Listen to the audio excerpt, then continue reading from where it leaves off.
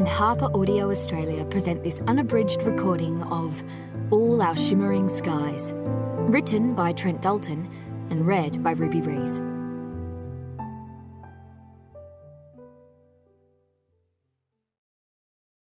The dedication reads, for Fiona, Beth and Sylvie. The first sky gift. Molly and the epitaph. A bull ant crawls across a curse. The bull ant's head is blood red, and it stops and starts and stops and starts, and moves on through a chiselled gravestone letter C, and Molly Hook, aged 7, wonders if the bull ant has ever been able to see the whole of the sky, given all those magic gravity angles bull ants walk. And if it has no sky to see, then she will make a sky for it. The bull ant follows the curved bottom of a U and moves to an R and winds through a twisting S and exits through an E. Molly is the gravedigger girl. She's heard people in town call her that. Poor little gravedigger girl, mad little gravedigger girl. She leans on her shovel. It has a wooden handle as long as she is tall, with a wide, dirt-stained sheet steel blade with teeth on its sides for root cutting. Molly has given the shovel a name because she cares for it. She calls the shovel Bert, because those side teeth remind her of the decaying and icicle-shaped fangs of Bert Green, who runs the Sugar Lane Lolly Shop on Shepherd Street. Bert the shovel has helped dig 26 graves for her so far this year. Her first year digging graves with her mother and father and uncle. Bert has killed a black whip snake for her. Molly's mother, Violet, says Bert is Molly's second best friend. Molly's mother says her first best friend is the sky. Because the sky is every girl's best friend. There are things the sky will tell a girl about herself that a friend could never tell her. Molly's mother says the sky is watching over Molly for a reason. Every lesson she will ever need to learn about herself is waiting up there in that sky, and all she has to do is look up. Molly's bare feet are dirt-stained, like the shovel face, and there are copper-coloured lines of cemetery clay where her elbows and knees bend. Molly, who is right to consider this rambling and run-down and near-dead cemetery her queendom, hops onto a slab of old black stone and kneels down to put a big blue eyeball up close to the crawling bull ant, and she wonders if the ant can see the deep, dark blues in her eyes, and thinks that if the ant can see that kind of blue, then maybe it will know what it feels like to see all of the vast blue sky over Darwin. Get off the grave, Molly. Sorry, Mum. The sky is the colour of 1936, and the sky is the colour of October. Seen from the blue sky above, and looking down and looking closer in and closer in, they are mother and daughter, standing before a gold miner's grave in the furthermost plot, in the furthermost corner from the gravel entrance to Hollowwood Cemetery. They are older and younger versions of themselves. Molly Hook, with curled brown hair, bony and careless. Violet Hook, with curled brown hair, bony and troubled. She's holding something behind her back that her daughter is too busy, to Molly, to notice. Violet Hook, the gravedigger mum, always hiding something. Her shaking fingers, her thoughts. The gravedigger mum burying dead bodies in the dirt and burying secrets alive inside herself. The gravedigger mum, walking upright but buried deep in thinking. She stands at the foot of the old limestone grave, grey stone weathered into black, porous and crumbling and ruined like the people who paid for the cheap graves in this cheap cemetery, and ruined like Aubrey Hook and his younger brother, Horace Hook, Molly's father, Violet's husband, the penniless drunkards who are tall and black-hatted and sweat-faced and rarely home. The black-eyed brothers who inherited this cemetery and who reluctantly keep its crooked and rusted gates open, overseeing cemetery business from the pubs and the gin bars in Darwin town, and from a lamp-lit and worn red velvet lounge 5 miles away in the underground opium brothel beneath Eddie Loom's sprawling workshed on Gardens Road, where he dries and salts the Northern Territory mullet he ships to Hong Kong. Molly plants her right hand on the grave slab and, because she wants to and because she can, she spins off the gravestone into a series of twirls, executed so wildly and so freely that she's struck by a dizzy spell and has to turn her eyes to the sky to find her balance again. And she spots something up there. "Dolphins swimming," Molly says, as casually as she would note a mosquito on her elbow. Violet looks up to find Molly's dolphin, which is a cloud nudging up to a thicker cloud that Violet initially sees as an igloo before changing her mind. "Big, fat rat licking its backside," she says. Molly nods, howling with laughter. Violet wears an old white linen dress, and her pale skin is red from the Darwin sun, hot from the Darwin heat. She's still clutching something behind her back, hiding this thing from her daughter. "Stand beside me, Molly," Violet says. Molly and Bert the shovel, stout and reliable, take their place beside Violet. Molly looks at the thing Violet seems struck by. A name on a headstone. "Who was Tom Berry?" Molly asks. "Tom Berry was a treasure hunter," Violet says. "A treasure hunter?" Molly gasps. "Tom Berry searched every corner of this land for gold," Violet says. Molly finds numbers beneath the name on the headstone. 1868 to 1929. "Tom Berry was your grandfather, Molly." There are so many words beneath those numbers, cramped and busy and too small, filling every available space on the headstone. It's less an epitaph than a warning or a public service message for the people of Darwin, and Molly struggles to fathom its meaning. "Let it be known I died accursed by a sorcerer. I took raw gold from land belonging to the black named Longcoat Bob, and I swear, under God, he put a curse on me and my kin for the sin of my greed. Longcoat Bob turned our true hearts to stone. I put that gold back, but Longcoat Bob did not lift his curse, and I rest here, dead, with one regret, that I did not kill Longcoat Bob when I had the chance. Alas, I will take my chance in hell." "What's all the words for, Mum?" "It's called an epitaph, Molly." "What's an epitaph, Mum?" "It's the story of a life." Molly studies the words. She points her finger at a word in the second line. "A maker of magic," Violet says. Molly points at another word. "Bad magic for someone who might deserve it," Violet says. The child's finger on another word. "Kin," Violet says. "It means family, Molly." "Fathers?"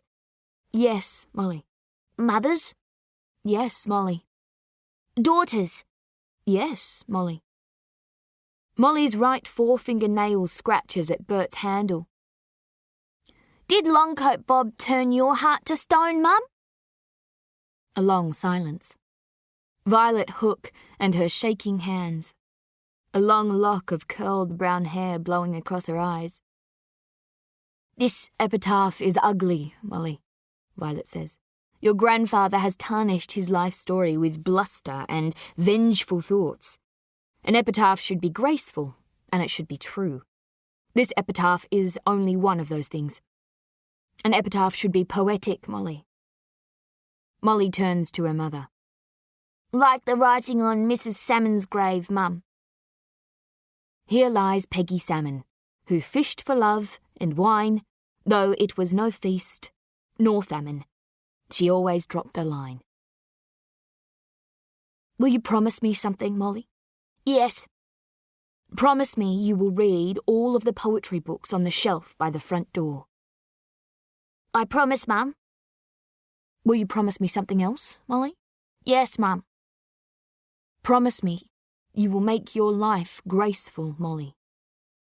Promise me you'll make your life grand and beautiful and poetic. And even if it's not poetic, you'll write it so it is. You write it, Molly. You understand?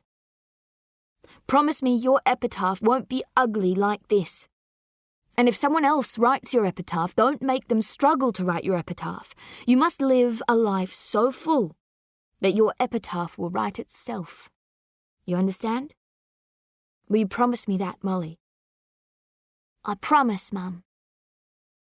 Molly wobbles her knees. Molly is restless. Because she wants to, and because she can, Molly drops Bert on the dirt and executes a cartwheel beside her grandfather's grave, and her yard dress falls down over her face, and she's blinded, and she can't nail the cartwheel's landing, and stumbles and falls into the dirt in a mess of legs and arms. Not very graceful, Molly, Violet says. Those poetry books will teach you how to be graceful. Molly brushes her floppy hair from her eyes and smiles. Violet directs the gravedigger girl back to her side with a sharply pointed forefinger. Molly picks up Bert the shovel and resumes her place close to her mother's hip. Be quiet now, Violet says.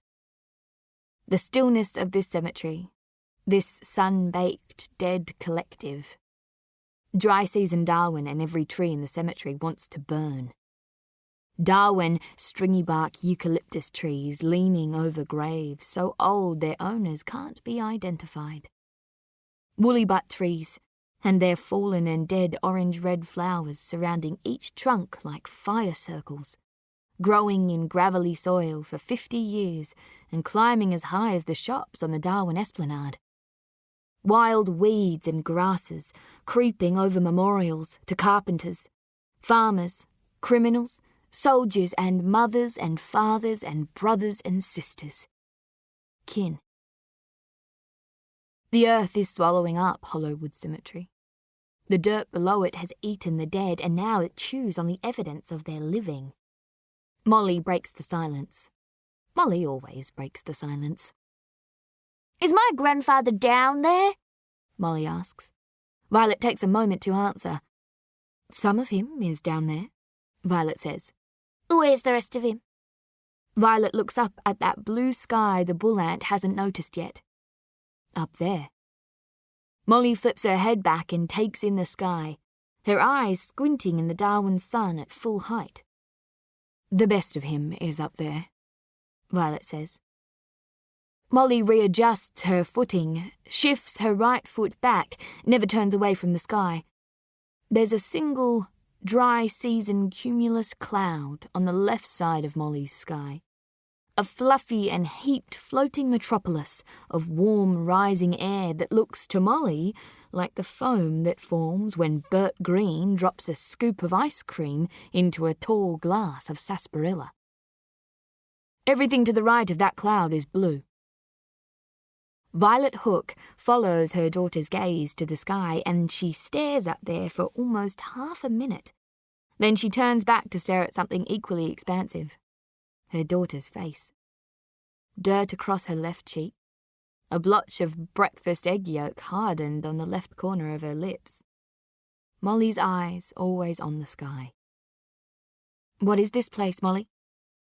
Molly knows the question, and she knows the answer.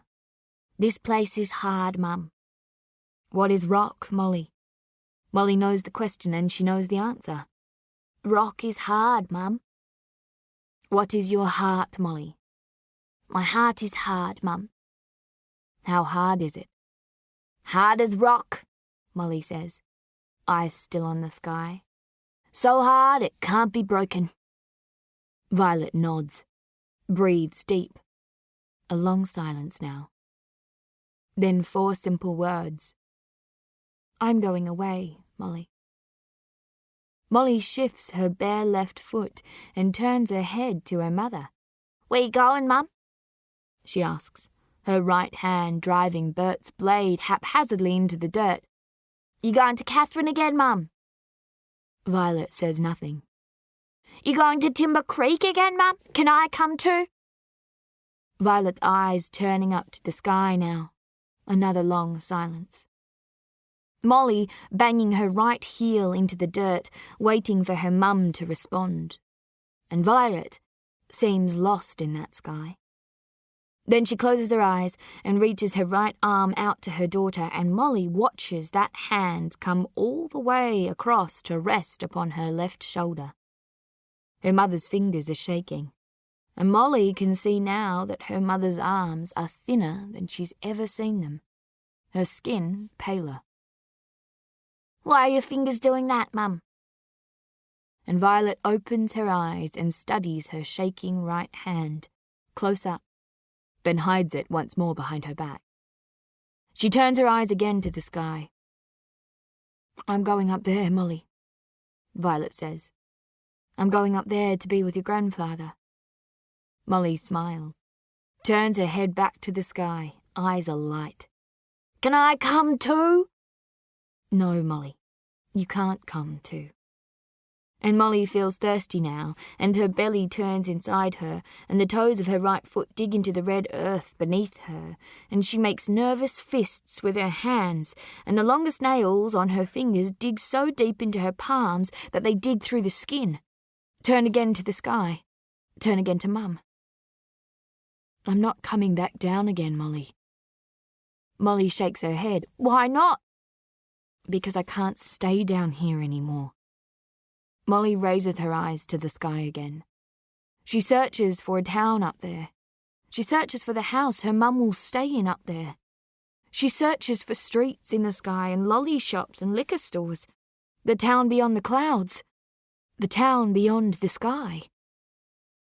"This is the last time you will see me, Molly." Why?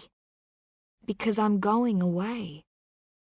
Molly drops her head, toes digging deeper in the dirt, and she wants to know how her mother pulls this magic trick, how she turns so quickly from the light and into the dark.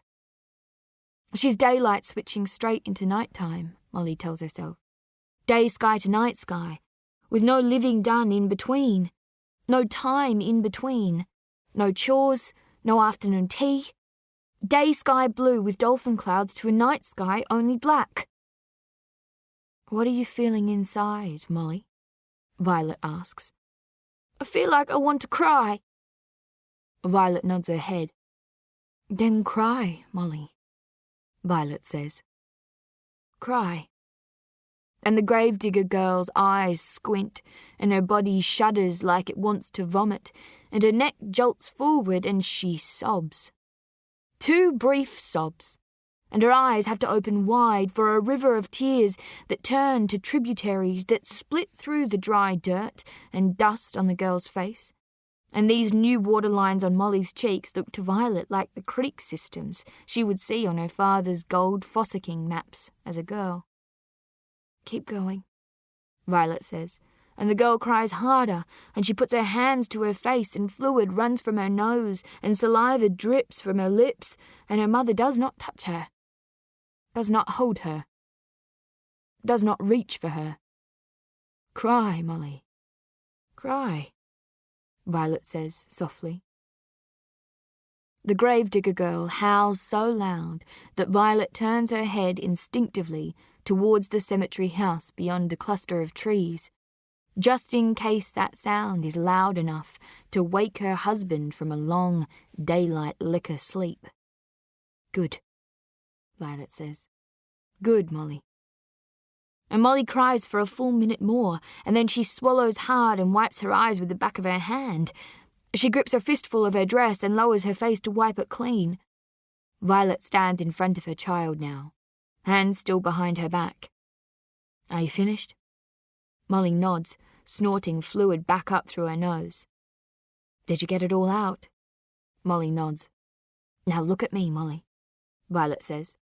Molly looks up at her mother. "You will never weep for me again," she says.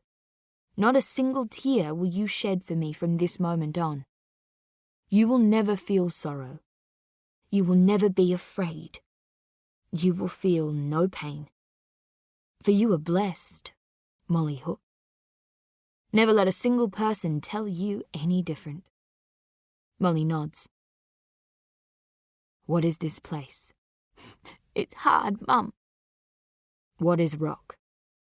It's hard, Mum. What is your heart? My heart is hard, Mum. How hard is it? Hard as rock. So it can't be broken. Violet nods. No one can ever break it, Molly, Violet says. Not your father, not your uncle, not me. Molly nods. She watches her mother look back to the cemetery house. There is fear on her face. There is worry. Violet turns back to her daughter. Now, is there anything you want to ask me before I go? Molly's head down, staring at the dirt, staring at a platoon of ants marching towards her grandfather's grave. Will I still be able to talk to you? We can talk any time you want to talk, Violet says. All you have to do is look up.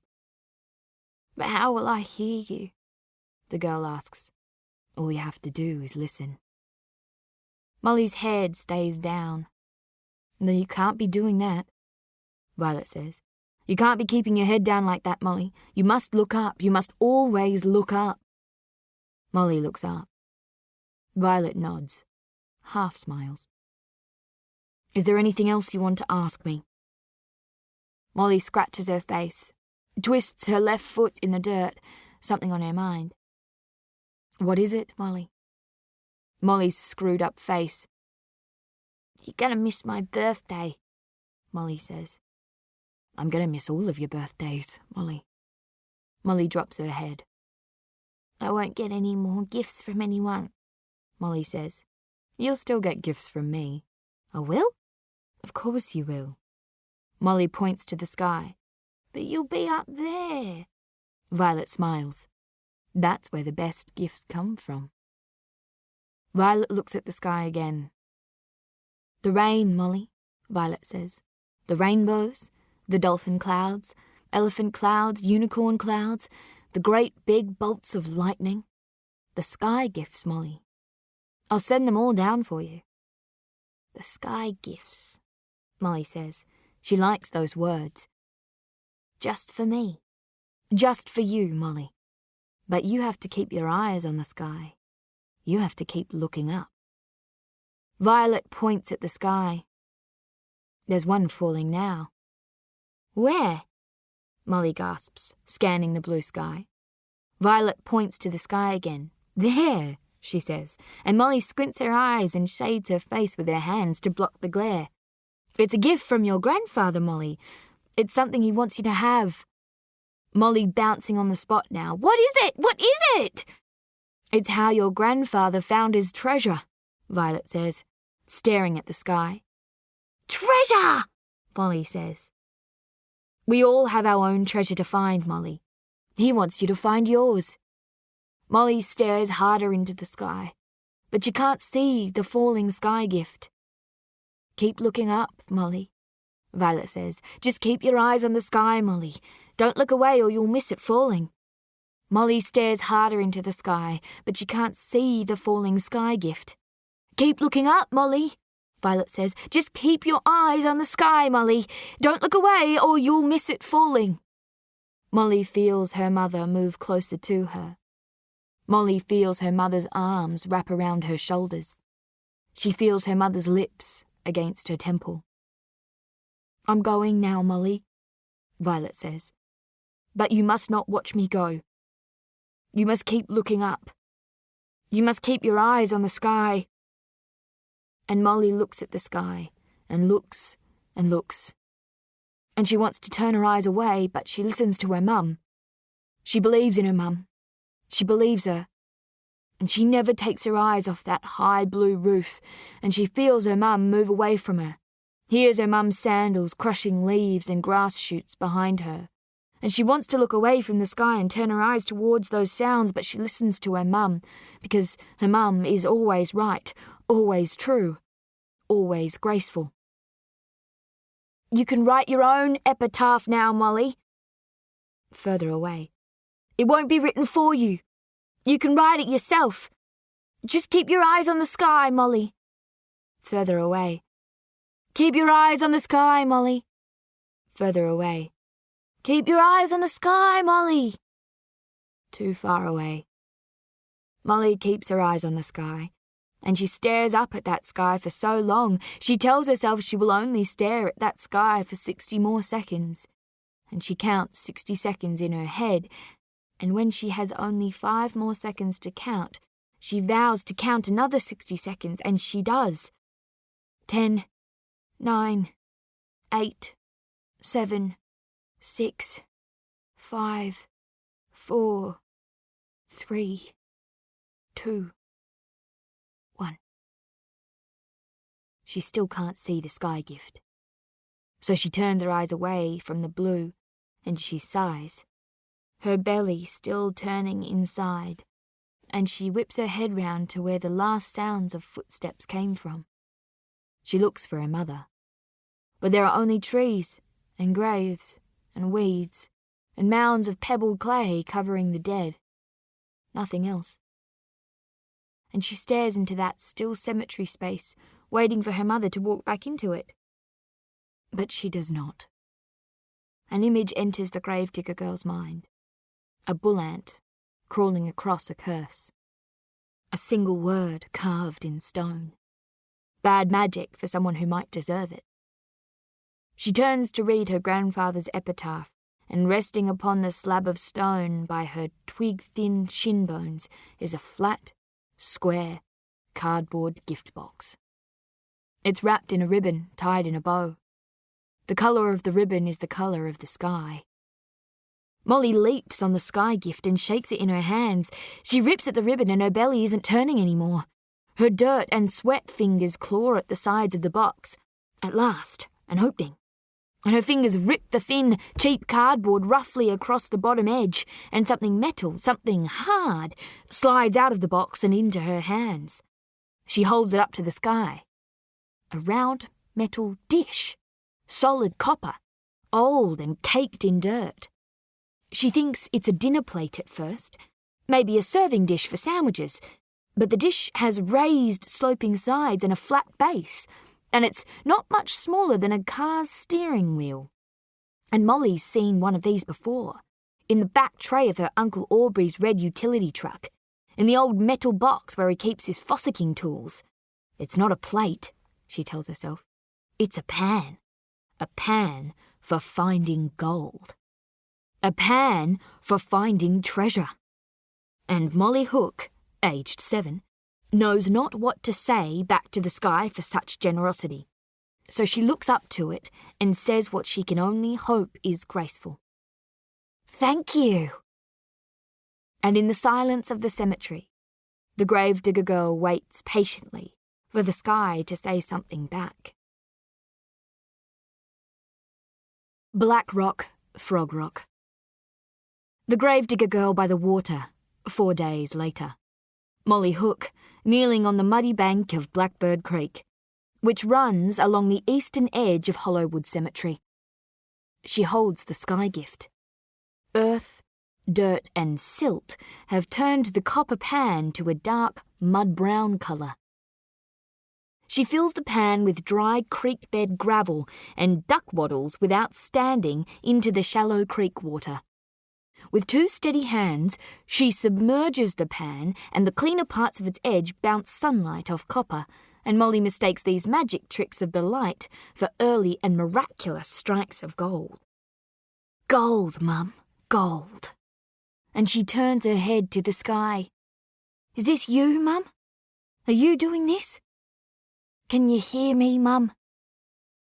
And it makes sense to Molly in this moment, when she is so close to her 8th birthday, that the god of minerals, that miserable and selfish spirit god of gold, that son of Zeus, Kyros, whose grave her father and uncle say they're always pissing on when they're liquored, would grant her a gold strike on this day. This strange day of all strange days. This dark mood of a day, when her father, Horace, and her uncle, Aubrey, are over there by the Black Rock Frog Rock beneath the sprawling milkwood tree, digging a deep dirt hole to rest another human body in for eternity. She watches them digging. Aubrey Hook is 2 years older than Horace Hook and half a foot taller. The brothers are aged in their mid-30s, but too much toil and too much Darwin's sun have dragged them prematurely into their 40s.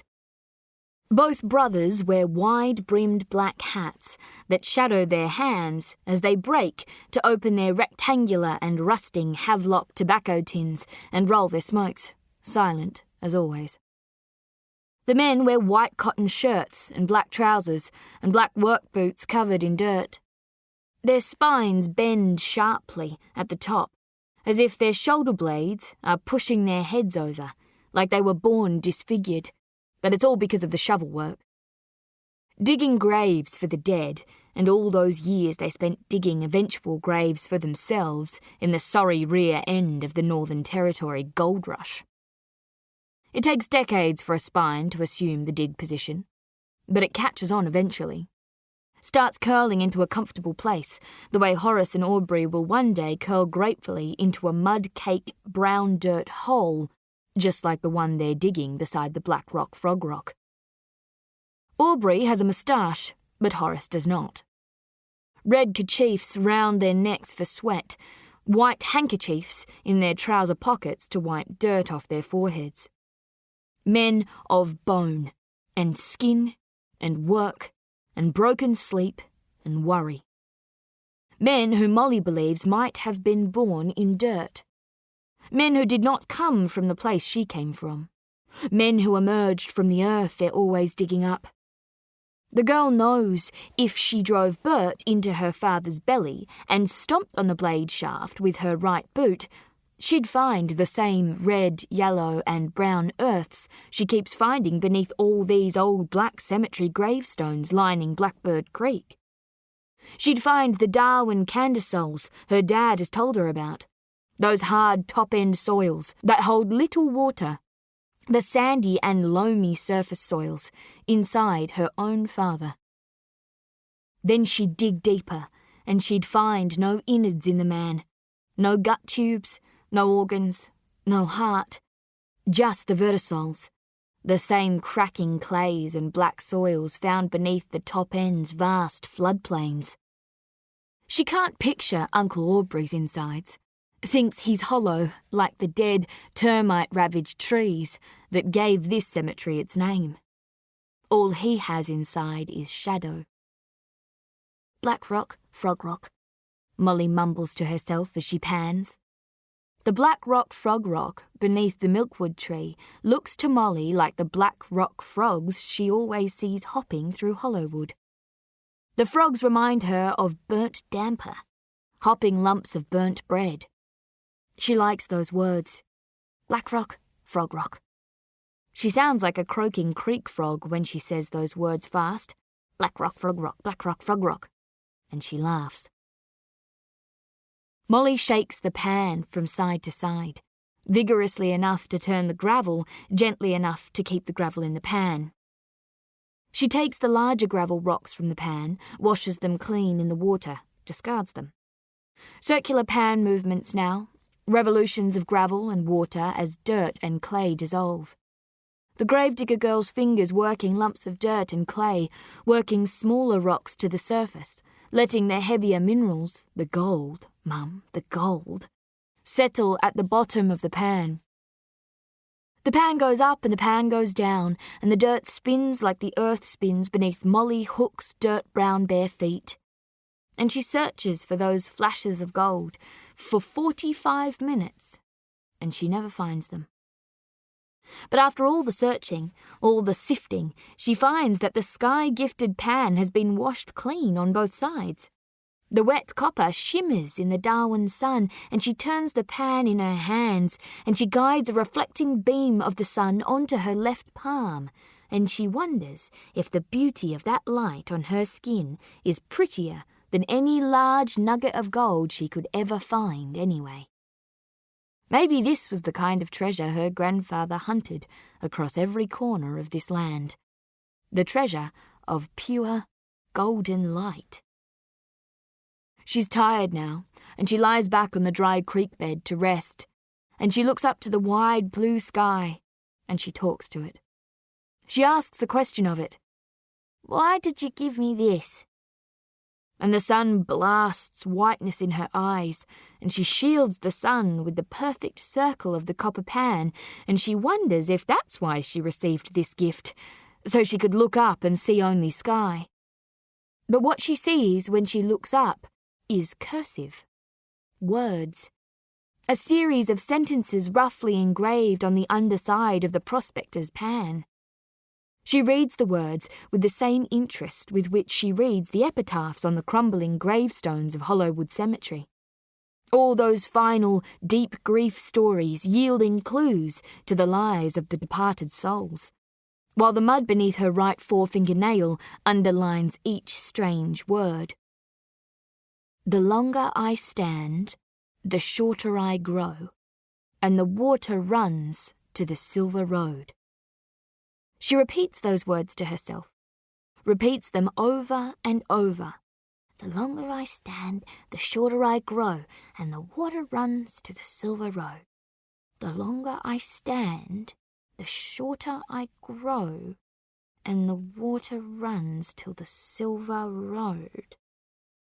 From the words runs the etched line of what could be called a map. But it's like no map that Molly Hook has ever seen. She has seen maps of her country. She has seen the dot of Darwin resting like a jewel in a princess's tiara on the left-hand corner of the top of Australia. She has seen the rectangle of the Northern Territory wedged in straight lines between a mapped-out and vast Western Australia to its left and the eastern bulge of Queensland to its right. She has stared at the wondrous names of places she hopes to visit across her Northern Territory when she's done with digging holes for the dead and for her dad. Ald's Ponds, Tea Tree Well, Eva Downs Station, Waterloo Wells. Each place conjures a vision in her head. Blue ponds where long-legged white storks stand on lily pads the size of Roman shields that float across the noses of sleeping crocodiles.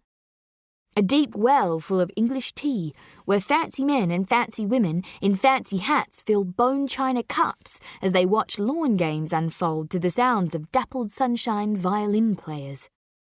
A woman named Eva Downs, who looks like that actress Katharine Hepburn, and who runs a thriving cattle property with a shotgun in one hand and a martini in the other. That place in the central Australian desert where Napoleon fell back down to earth. Her father has a prospector's map of Australia from 1914. He keeps it in his workroom, off the main bedroom that Molly's never supposed to enter. The prospector's map doesn't even have Darwin marked on it. It doesn't even show the whole of the Northern Territory.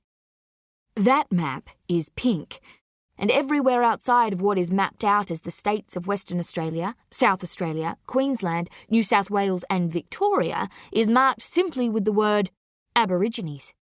Depending on the wilting spirit or rabid desperation of the gold miner, these areas marked Aborigines were seen by Horace and Aubrey and their old gold miner friends as either dangerous no-man's lands or untouched gold-rich money fields ripe for a sharpened pickaxe.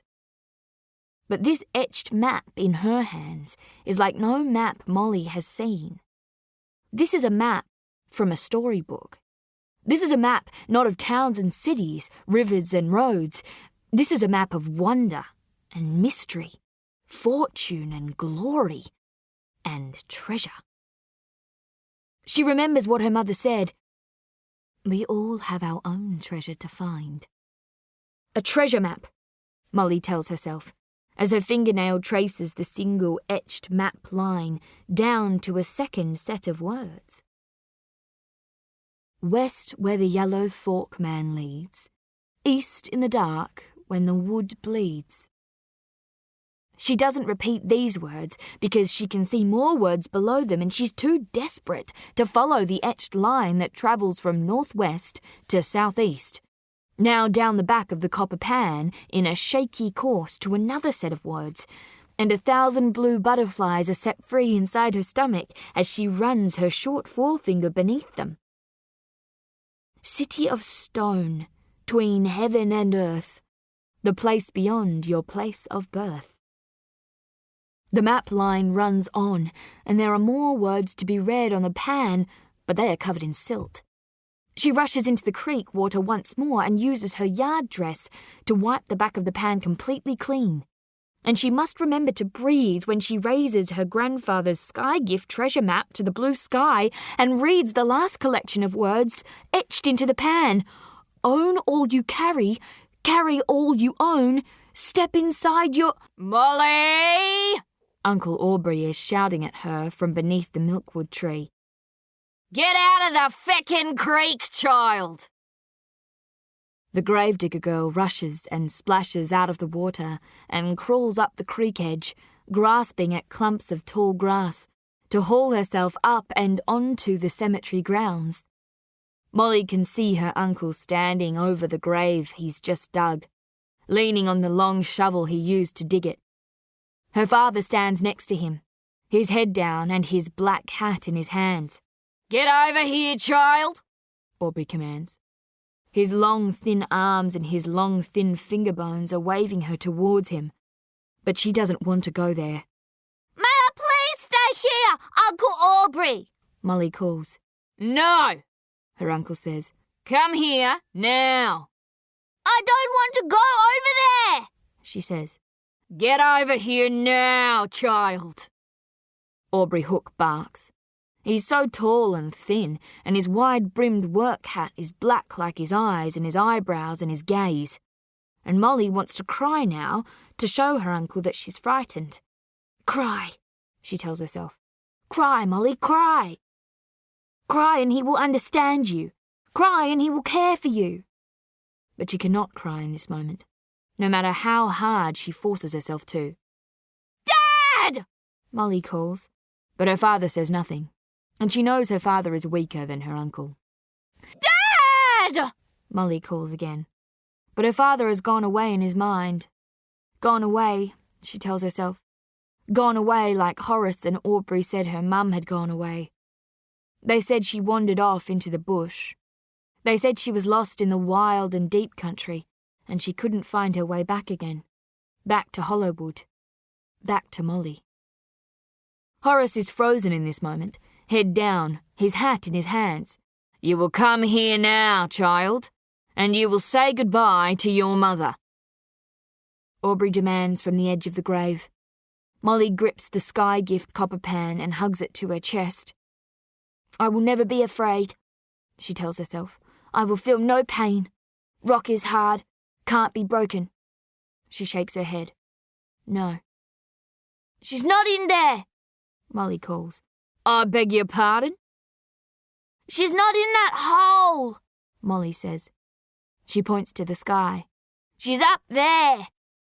Aubrey is momentarily stunned by his niece's words. He looks at her closely to see where they might have come from, which part of the girl's bent mind. He tilts his head and squints his eyes.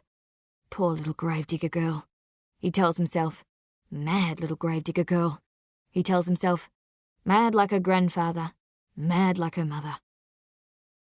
What is that you're holding? Aubrey barks. Molly is silent. He takes a few steps closer. What is that you're holding, child? 3 more steps closer, and then he stops. It's a sky gift, Molly says, nervously. It's my grandfather's pan. He wanted me to have it, so he dropped it from the sky. Aubrey studies his niece again, and then he removes his black hat and wipes the sweat from his forehead. He breathes and sighs loudly, pulls a hip flask from his pocket, unscrews the cap and takes a long, hard swig. He pockets the flask and runs his dirty right hand across the stubble of his cheeks. And then he marches quickly to his niece, gritting his white wolf teeth, and he digs his wolf claws hard into Molly's right shoulder and pulls her towards the milkwood tree. As he drags her across the cemetery ground, he reaches for the pan in her hands, pulls hard at it. Give me that feckin' pan, he spits. No! Molly screams. No, Uncle Aubrey, it's mine! It was given to me! The tall black shadow uncle's hairy black wolf arms wrenches the pan violently from his niece's hands, and he tugs Molly Hook towards the milkwood tree and the black rock frog rock, and she digs her feet hard into the dirt to slow their movement, but the tall black shadow uncle is too strong. He grips her body like he grips a shovel. Closer and closer to the milkwood tree he hauls her, until she can see the hole in the ground. "No!" Molly screams. "Please, Uncle Aubrey, no!" A rectangular grave, with no headstone.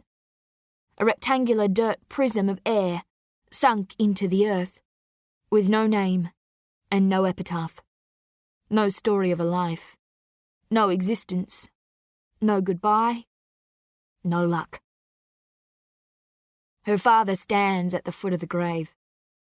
Her father can cry, and he's weeping here. Aubrey yanks at the girl's arm and swings her forward to the edge of the grave.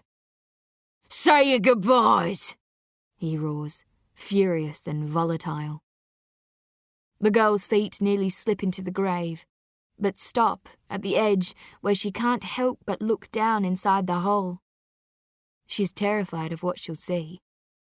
But what she sees is nothing. What she finds is a dig with no end. The hole goes on forever.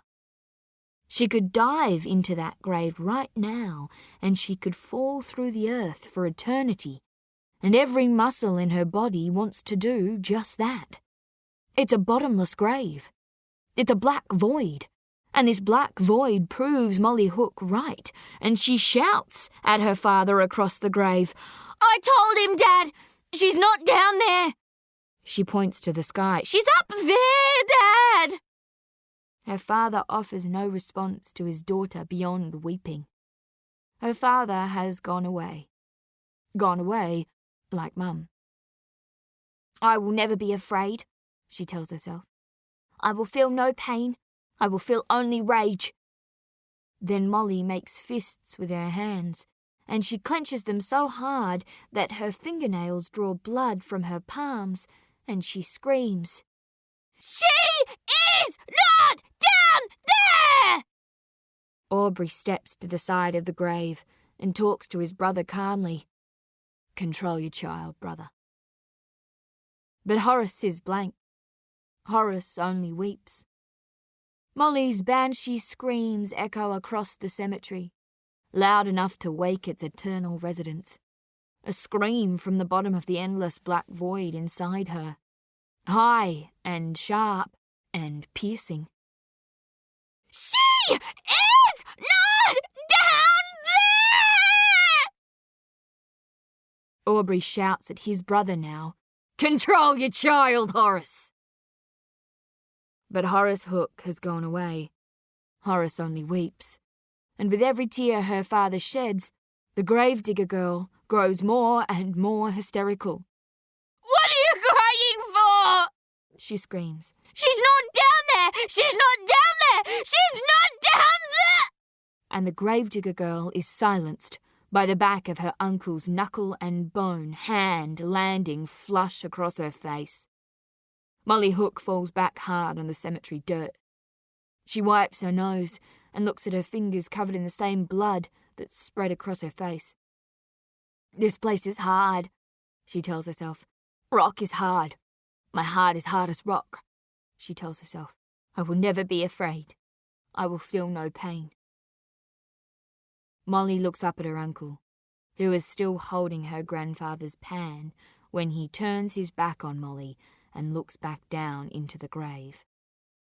Molly stands and wipes her face with her yard dress, and she spits half a mouthful of blood on the dirt, and then she runs fast at her uncle, and she drives her shoulder hard into his back, and she pushes against him with her legs.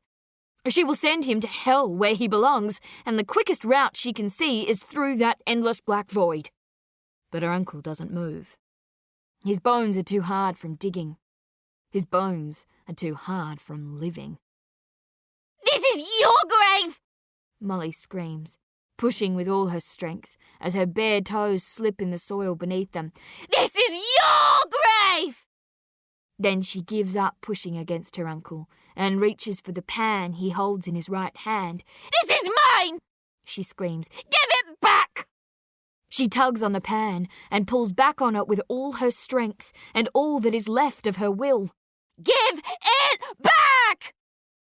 Aubrey Hook is still gripping the pan when he turns and smiles at his niece, as though he's going to enjoy the thing he's about to do. And the gravedigger girl is still bulldog clinging to the pan when her uncle swings his right arm with such fury and power that Molly's feet are lifted from the earth and she is thrown through the air, and the only thing that stops her wild forward motion is the impact of her left temple meeting the edge of the large black frog rock next to the grave.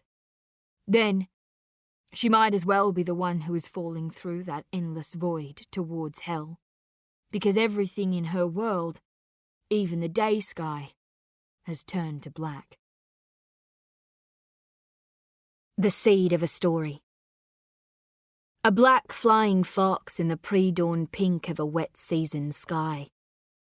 Gravity turns the fruit bat's feces into a teardrop, falling fast to the earth, and inside that teardrop is a single seed. Wind pushes the teardrop towards a eucalypt woodland in a vast understory layer of vibrant green speargrass. The teardrop falls hard and finds its own permanently moist pocket of earth. The sun rises and falls in the sky, and rises and falls in the sky, and the black flying foxes of the Northern Territory fly east and west with and towards their kin. Wet seasons turn to dry seasons and turn to wet again, and suns make way for moons, and then a tree grows out of a pocket of moist earth where once a fruit bat's seed found a home. It has rough, dark grey bark, stands 30 feet high and has glossy round leaves that bounce light like the inside of an oyster shell. And from among these leaves, on the morning of 7th of December 1941, a small round fruit appears before the world. It is the colour red, and it is ribbed all around. It is a red bush apple. Yukio Miki and the black dragon sky. His gloved hand reaches for her photograph in the grey blindness of a cloud. "Nara, make me strong," he whispers. The photograph is fading, stuck by gum above the circular fuel gauge of Yukio Miki's Mitsubishi A6M0 long-range fighter. The original photograph was wider. Naranui kneeling on the floor beside the right leg of her father, Koganui, who was seated on a wooden chair, his right palm resting on his right thigh and his left hand concealed by the long sleeve of his hemp and silk kimono, his winter kimono, patterned with pine trees that Yukio always considered a fair pictorial representation of Koganui's existence, towering and bristling and hard to kill with anything but an axe. Yukio sliced the photograph in half weeks ago with his pocket knife pressed against an aircraft carrier mess hall table in Hitakapu Bay in the Kuril Islands, leaving only Nara to grace the sacred gum space above his fuel gauge. Nara's not looking at the camera in the photograph, and she told Yukio she was looking, in fact, at her 9-year-old niece, Soma, who was walking precariously behind the camera on a pair of empty soup tins tied with rope. It was Soma who was making Nara smile so wide, she said. But Yukio knew the truth, that it was life that gave Naranui her smile. It was children and snow and harlequin ducks bobbing along clear water streams, and it was fat fish hanging from her hook, and it was a red paper kite stolen by the wind and carried across southern Osaka. It was the air and the sea and the sky that formed that smile. Nara wears her one and only kimono in the photograph, patterned with plum blossoms, winter cousin of sakura, cherry blossom. The plum blossoms always bloomed in time for the cold days when Nara would nestle into the soft cushion of flesh between Yukio's right breast and right shoulder.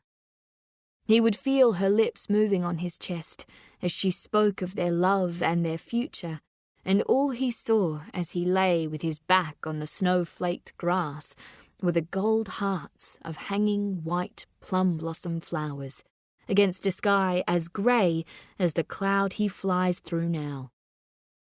It felt, then, like Nara was talking to his chest on purpose, and when she whispered, "Suto," eternally, she really was meaning to say it up so close.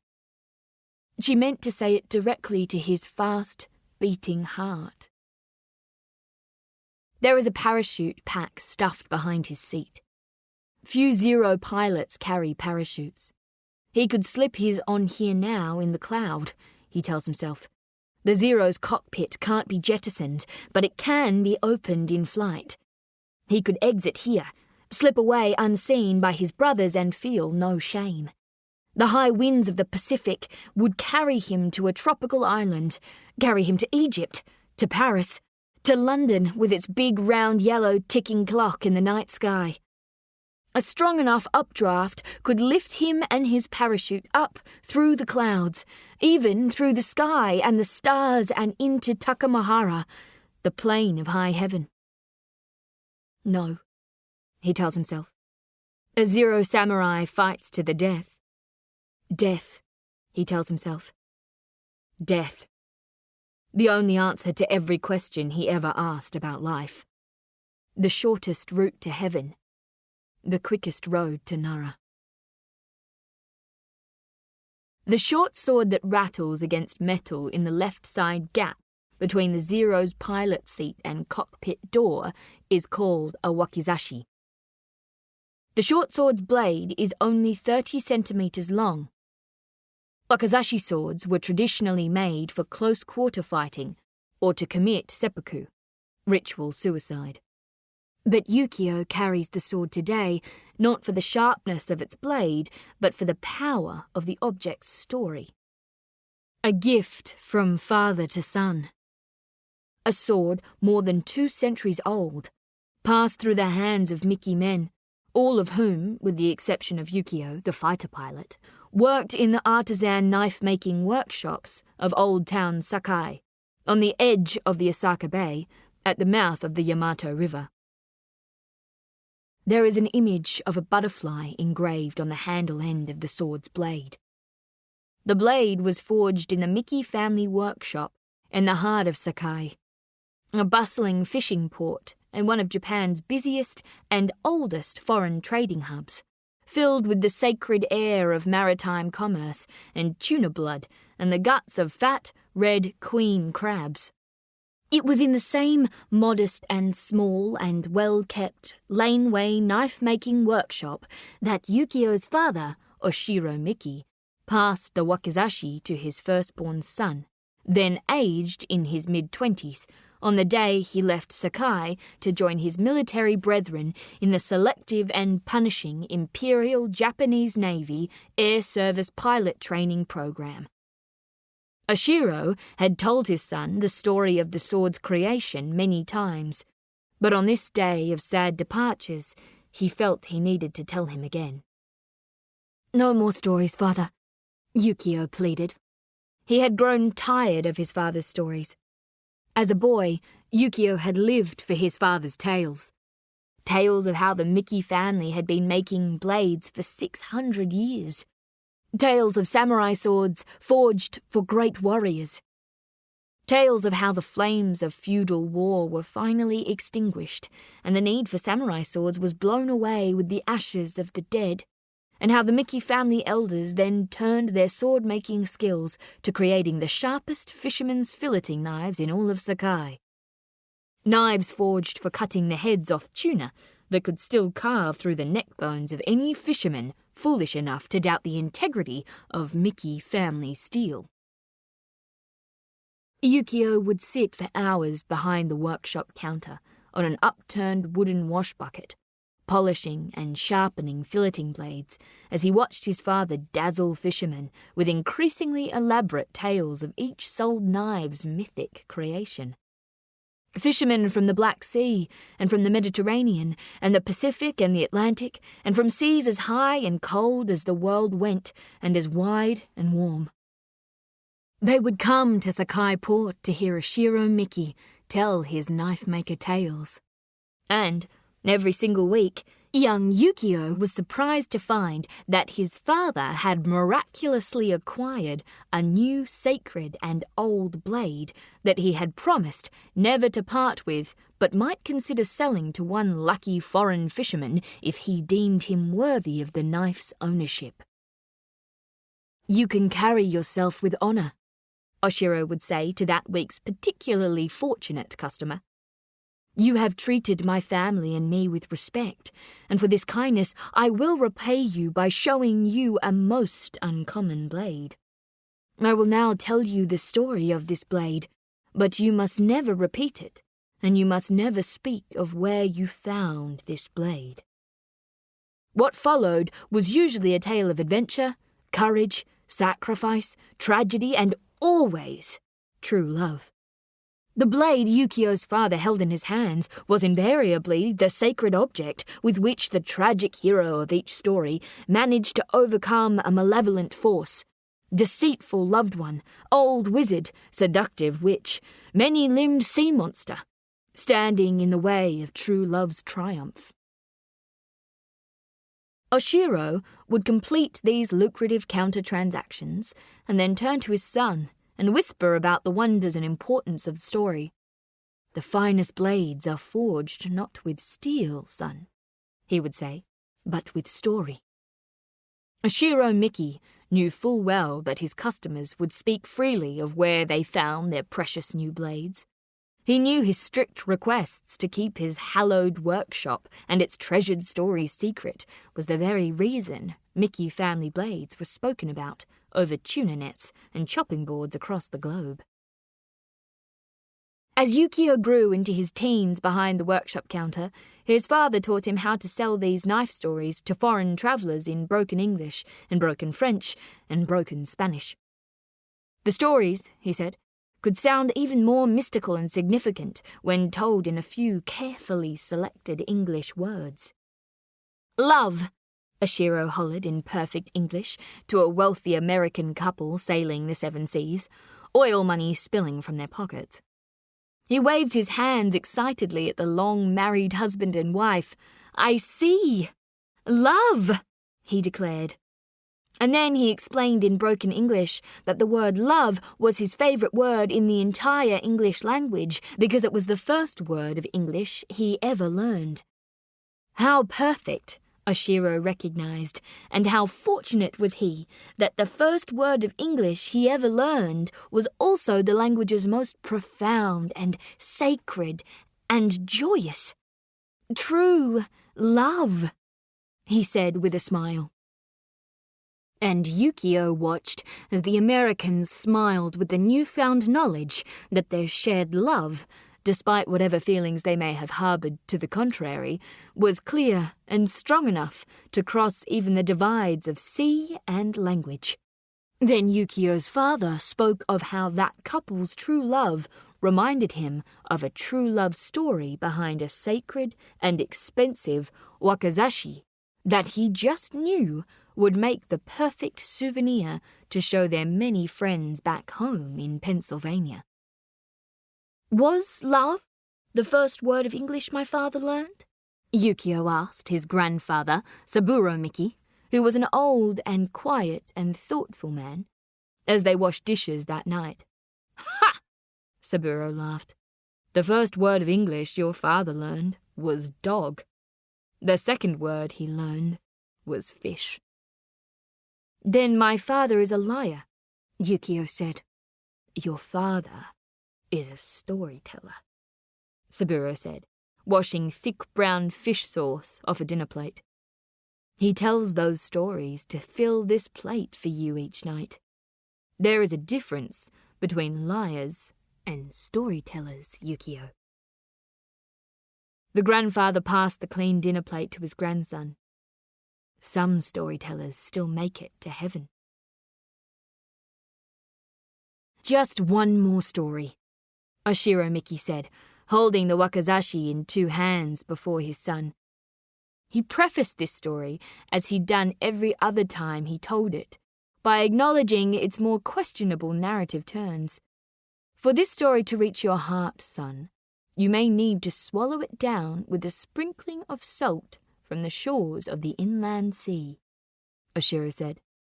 You should write the facts of this story only on tissue paper, but you should carve its meaning in stone. Yukio patiently and respectfully listened. Again, as his father spoke of how the short sword was made in the 1700s by a quietly spoken and diligent knife maker named Asato Miki, who had discovered that the love of his life, Rina, had left Sakai in the arms of his younger brother, Uno. All but swallowed up by the dark shadow of grief and betrayal, Asato Miki willed himself to forge the perfect wakizashi blade, with which he was determined to cut out his own beating heart and toss it into the furnace that had forged his own murder weapon. For such an impossible act, Asato reasoned, he would need to forge an impossible blade, and in a single dizzying 24-hour haze of fevered and hate-filled industry, Asato hammered two types of metal together: soft and workable jigane iron and hard and deadly tahamagane steel. In a furnace so hot he could only work in 30-minute blasts of furious activity between guzzles of fresh water fetched by his apprentice, which would also serve to cool and harden the blade. Asato felt so strong that day that he came to believe the very breath of Futsunushi, god of swords, had filled his workshop, and a dragon's fire had filled his blood. Asato forged the two metals into a single blade so sharp it cut the 4 legs off the bed he had shared for 3 years with Rina in 4 swift strokes. The tortured ironworker was stunned by a newfound artistry born of pain. He was more stunned still to discover that the joy of his newfound gifts had swallowed up the sorrow that had driven him to make the sword in the first place.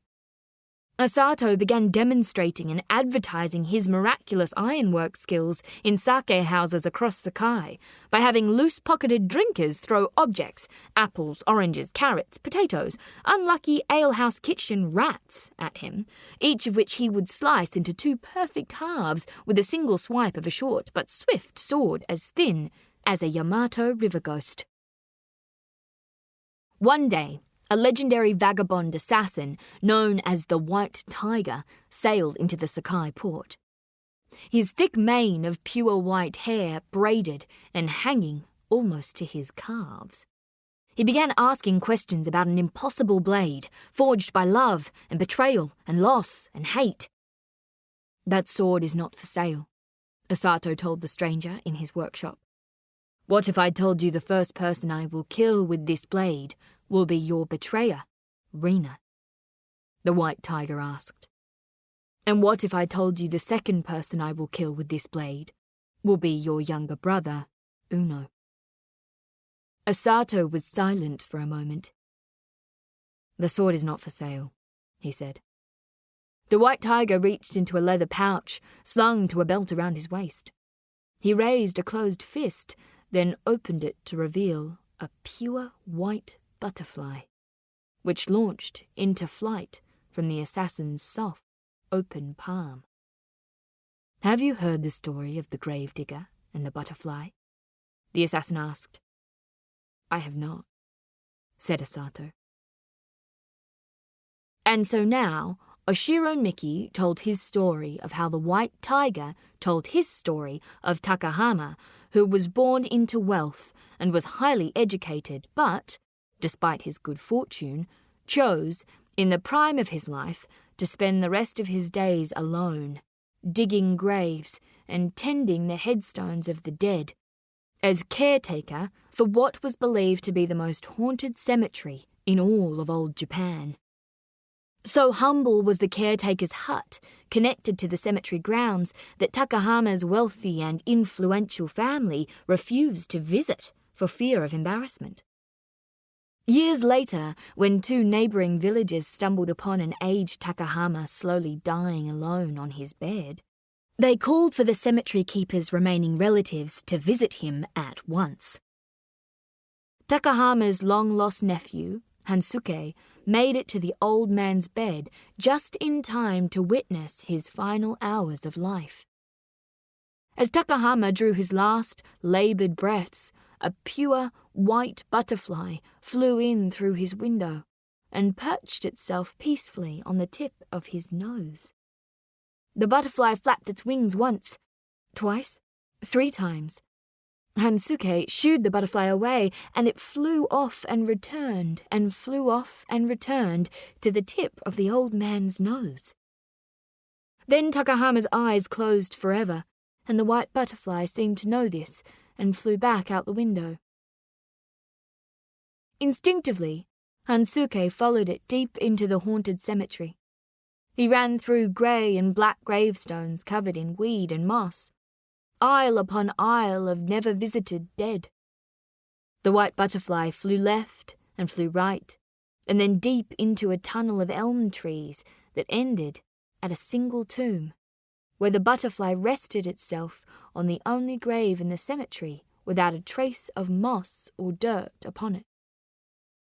Indeed, the grave was as pristine as if the headstone and tomb had been placed that very day. There was a name on the headstone, Akiko. Studying the gravestone epitaph, Hansuke began to piece together the story behind his late uncle's decisions.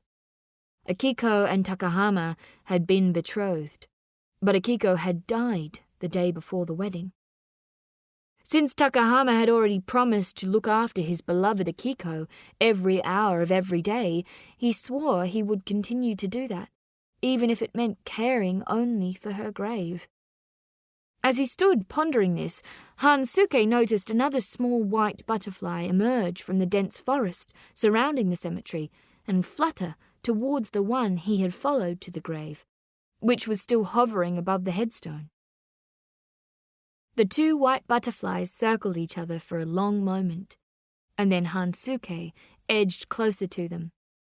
But his moment caused the butterflies to fly away from the headstone, and they fluttered up into the sky and never came back down again. The nephew stared at that blue sky above, not with a sense of grief or confusion, but only wonder. Osato Miki stroked his chin inside his knife-making workshop, absorbing the assassin's tale. "Well?" the assassin asked. "Well, what?" Osato replied. "What did you learn from the story?" the assassin asked. Osato stroked his chin some more, then gave his answer. "It is a simple tale you tell, and there is only one lesson to be learned from it," he said. "Transformation.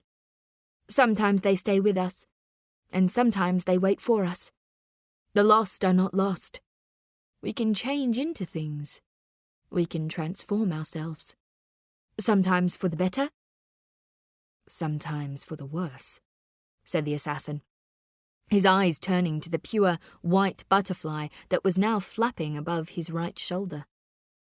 He turned back to Osato. "I must take your life now," he said. "Why?" Osato asked. "Because you will not share your artistry with me." "But you haven't given me a chance," Osato said. The assassin paused. "Very well," he said. "Show me the full extent of your artistry." "How would I do that?" Osato replied. The assassin turned his eyes to the butterfly. "Take your sword and slice a wing off this flying white butterfly." "That's impossible," Osato said. "So is your blade," the assassin said. Osato took a deep breath, then exhaled slowly. He retrieved his impossible sword from a small, locked room off the workshop's furnace area and returned to stand before the butterfly and the assassin. He gripped the sword's handle tight and raised the perfect blade high as the butterfly hovered, as if by will, as if by command, before his eyes. The betrayed swordmaker drew a short breath, tensed his shoulders, fixed his feet to the floor, and began to swing his blade. But he immediately pulled out of the swing and presented the sword to the assassin, handle end first. "I can't," he said, shaking his head. The assassin raised his eyebrows. "The butterfly's life is already too short," Asato said. The assassin lifted the sword to his eyes, laid his forefinger gently on the blade. He turned to face Asato and swung the blade 3 times. The sound of steel slicing through the air was the only evidence of his actions, the blade moving too fast to be visible. Asato heaved a long sigh of relief on realizing that he was still breathing. The white tiger rested the sword in his open palms, then handed it back to its creator. "You are right, knife maker," he said, before turning and exiting the workshop through its rusty, hinged wooden front door. Asato stood in silence, then rushed to the door, just in time to see the assassin disappearing into the bustling port village crowd, the pure, white butterfly hovering peacefully above his right shoulder. "Well?" Yukio asked. "Well, what?" Oshiro replied. "What are you trying to tell me, father?" Yukio asked. "The lost are not lost," Oshiro Miki said in the silence of the Sakai workshop. Yukio nodded his head in understanding. "There is something I must tell you about sad love stories, father," he said. "They are not as enjoyable when they are true." Oshiro was silent. Then he nodded sincerely and said, "The lost are not lost. Sometimes they transform. Sometimes they stay with us." And it was with 2 open palms that Oshiro Miki handed the old fire-forged short sword to his firstborn son, Yukio, before he set off to war. Yukio received the sword in silence. He walked to the front door of the workshop, then turned to speak to the father he loved. "And sometimes they wait for us," he said.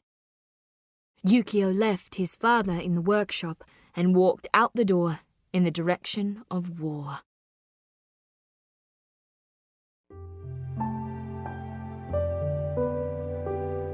This is the end of CD 1. The book continues on CD 2.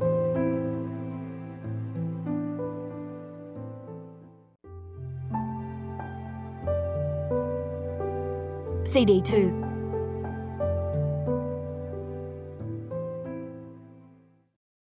Nara, smiling at him now in a winged weapon. Now the deep hell machinery sound of Yukio and his airborne brothers, who do and do not fear their death, spread across an attack wave of 183 battle planes in arrow formations, 89 Nakajima B-5N bombers carrying 800-kilogram torpedoes and 250-kilogram bombs, 51 Aishi D-3A dive bombers, each with a 250-kilogram bomb slung under its fuselage, and 2 30-kilogram bombs nestled on racks under its wings, and 43 agile Zero fighters flying above it all, closer to the blue sky ceiling, closer to heaven. The vicious snarl of that sound, the growl of it, the wasp of it, the tiger of it, a violent symphony of 3-blade propellers slicing air and overworked engines spitting smoke, red spots on battle wings, all those red rising suns in a morning sky formation. Yukio's cockpit canopy has a 360-degree view of sky, water, and land. A high green mountain range on Yukio's right side, cloud on his left. It's 7:48 a.m. and he's been flying for 1 hour and 40 minutes. The air fleet banks west and along a turquoise coastline, and Yukio reaches quickly for his binoculars. 2 glass lenses magnifying the beauty and terror of 8 majestic battleships lining the port of Pearl Harbor, on the island of Oahu, Hawaii. There are smaller grey warships anchored around them, like mice sleeping beside greyhounds. Yukio drops his binoculars and his naked eyes find the black dragon, an electrifying dark blue flare that's now rising into the light blue sky. They don't know we're coming, Yukio tells himself. The fleet's leader, Captain Mitsuo Fushida, is speaking loudly and clearly to Yukio and his brothers with that dark blue flare. Speaking without speaking. He's saying only one word, screaming it through a burning and soaring dragon flare streak, demanding it. Just one word. Attack. Yukio's left hand reaches for the gun sight fixed between his 2 7.7mm machine guns. His right hand reaches for the photograph fixed above his fuel gauge. He folds the top half of the photograph down over the bottom half. He doesn't want her to see this. "I'm coming, Nara," he whispers, as his fighter swoops down towards a horizon lit by fire. The ways in and out of the maze. Here lies Lisbeth Fleming, dead at 73, influenza. Buried 1884. Here stands Molly Hook, aged 12 years and 9 months, 4 feet deep in Lisbeth's grave. Bert's blade biting through old dirt that's meeting the sun for the first time in 57 years. "Water?" Molly asks. "Break at 5 feet, says her father, Horace. "These old gravediggers always took shortcuts. They usually called it quits at 5.5. A gravestone. A hole in the ground. The girl in the hole, and her father and her uncle, Aubrey, leaning on their shovels above ground, each taking a side of the grave. Around the grave are mountains of dirt and a single pile of rocks beside the rusting mattock that was used to dig them all up. Molly digs. Molly digs. Molly digs. She wears old brown leather boots, her dig boots, and a pair of brown pants made for boys that Horace found in a Tennant Creek thrift store. Molly digs. Her thin arms, only bone and muscle, filling a wooden bucket with grave dirt that her father and uncle pulled to the surface after every 8 shovel loads. "Dad!" Horace takes a long drag on his smoke, exhales. He offers Molly. This is her permission to speak. Molly digs hard as she talks, heartened by her father's permission to do so. "I was just thinking about how I've dug up 6 already this week, and this will be my 7th, and I've been working real hard with the customers as well, and I was wondering if you would let me go to the Star with Sam on Saturday night." "I can't afford for you to go to no picture theatre, Molly," Horace says. No, Sam said he's going to pay for me," Molly says. "Who's Sam?" "Sam Greenway." "The coon boy?" Just Sam and nothing else, Molly thinks. Her best friend who's not a shovel or a sky. "Sam's good stock, Dad. He works hard and he's real smart, and he's been telling me all there is to know about what it's like growing up out there in the bush, in the real deep country past the Clyde River." "And what does Sam tell you about what it's like out there in the deep country?" Molly stops digging. She turns to her father, up there on the surface, sun shining over his shoulders and onto her face. She puts a palm over her eyes. "He says it's magical," Molly says. "He says there's crocodiles in the creeks as old as dinosaurs, and the crocodiles talk to him, and he says there's plants out there so big that their vines can suffocate you in your sleep, and there's trees with bark so soft you can roll it up and sleep on it under the stars, and the trees talk to you too. Then there's Old Man Rock, and he's just a big rock, but he knows the answer to any question you could possibly think to ask him. Horace Hook scrapes a cake of mud from the sole of his left boot with a stick. I hope he told you, too, about all the criminals who live in shacks and caves out there, he says. Did he tell you about that, Mole? Murderers on the run from the law, hiding themselves in scrubs so thick and dangerous the cops would never dare go after 'em. Thieves and rapists, living on river rats and peanut bushes. Men sick with pox, women going brain mad with syphilis. Kidnappers who'd swap a 12-year-old girl's virginity for a can of oil. Lunatic child killers who'd cut a girl's heart out and trade it for a fresh orange. Molly is silent, her eyelids blinking. No, she says. Sam said nothing about that. You go walking too far into that deep country, you might never come back, Horace says. So no more bloody walkabouts, Molly. You hear me? I hear you. Dig, Molly. Dig. Molly digs. Horace smokes his strong tobacco and enjoys the quiet for a moment. Then Molly breaks the silence. Molly always breaks the silence. Sam told me how to eat an echidna, even though I thought it would be impossible to eat an echidna, she says, dropping another dirt load in the wooden bucket. Do you want to know how to eat an echidna, Dad? Horace sighs, drags on his smoke. How do you eat an echidna, Molly?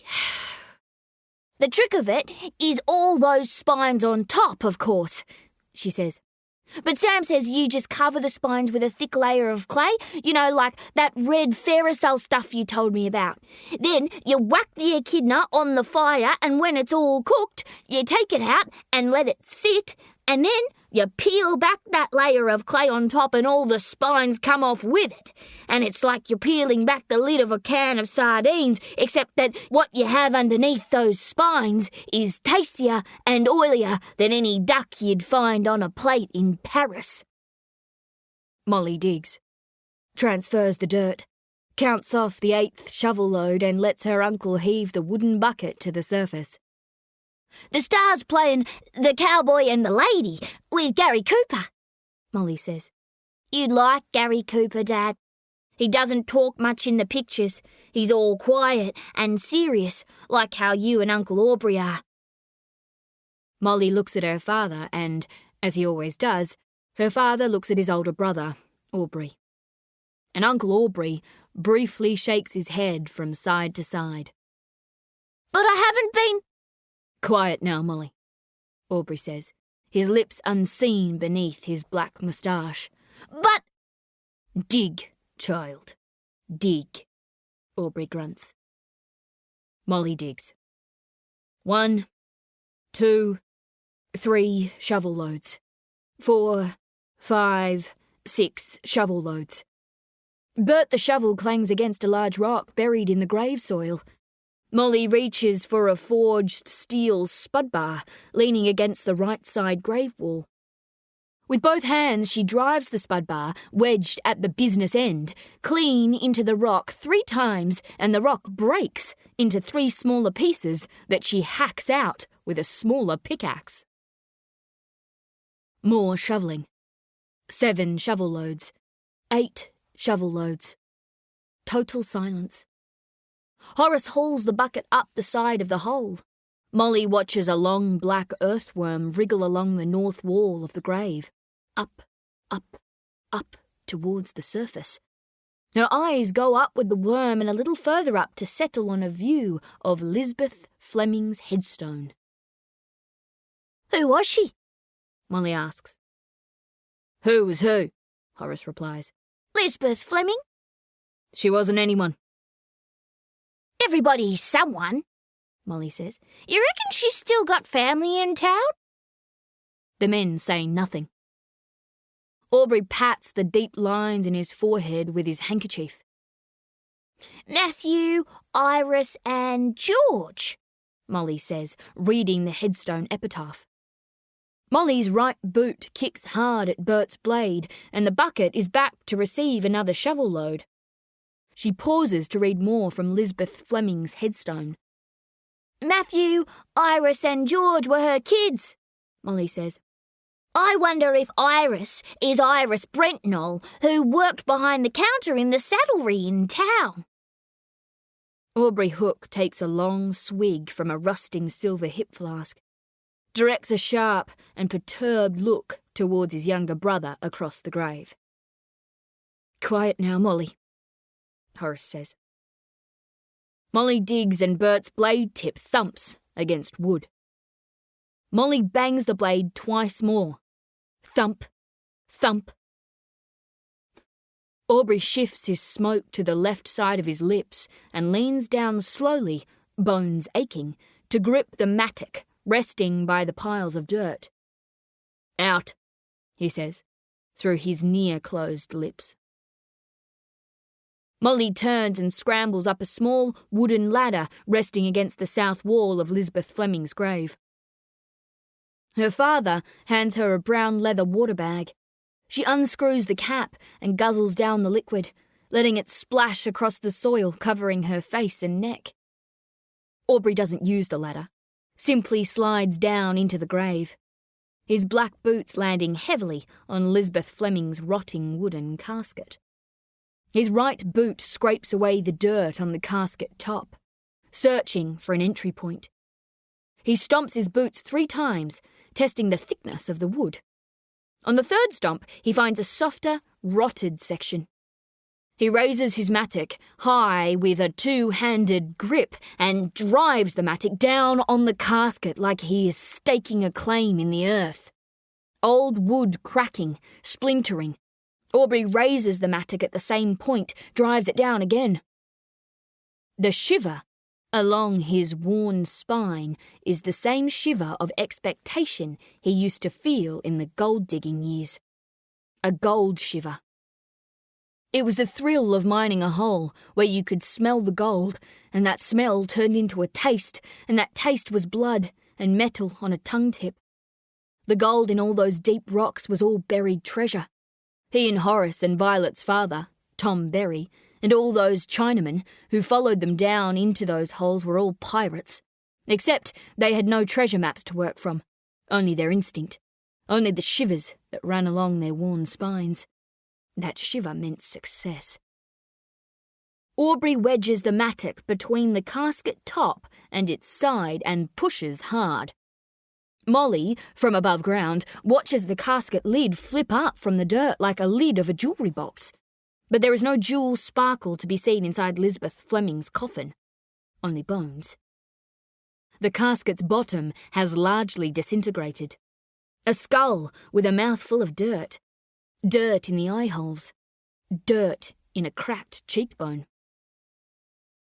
I will never be afraid, Molly tells herself. I will feel no pain. Arm bones and hand bones resting upon each other, meeting at the waist of a torso that time and slow earth movement have torn away from Lisbeth's leg bones.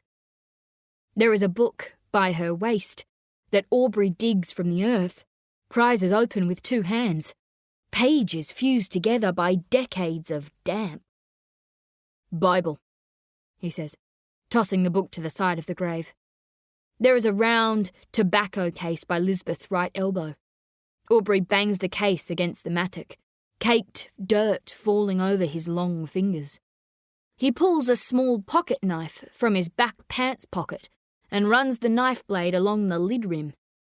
He bangs the case again on the mattock and blows dirt from it that clouds above Lisbeth's skull face. Gripping the lid firmly, he twists it off, drops it in the dirt and tips the case's contents into his left hand. He holds an amethyst and crystal bead necklace to the sun for less than 10 seconds, then tosses the necklace over his shoulder towards his younger brother, who catches it and lifts it up to the light. Aubrey kneels down over Lisbeth's waist and lifts her hands up as nonchalantly as he might lift a pile of kindling sticks. There's a pure gold band on Lisbeth's left-hand ring finger. He tries to slip it off, but it's set in place by gathered dirt. Molly watches her Uncle Aubrey wrench the ring finger bone back and forth, then rip the finger from its socket. He blows on the finger, spits on the finger, makes a cloth of his shirt and rubs the finger like he's polishing his boots. Then Molly watches her uncle stick the long, dead corpse finger in his mouth, grip the gold band in his teeth like an animal, and pull it off.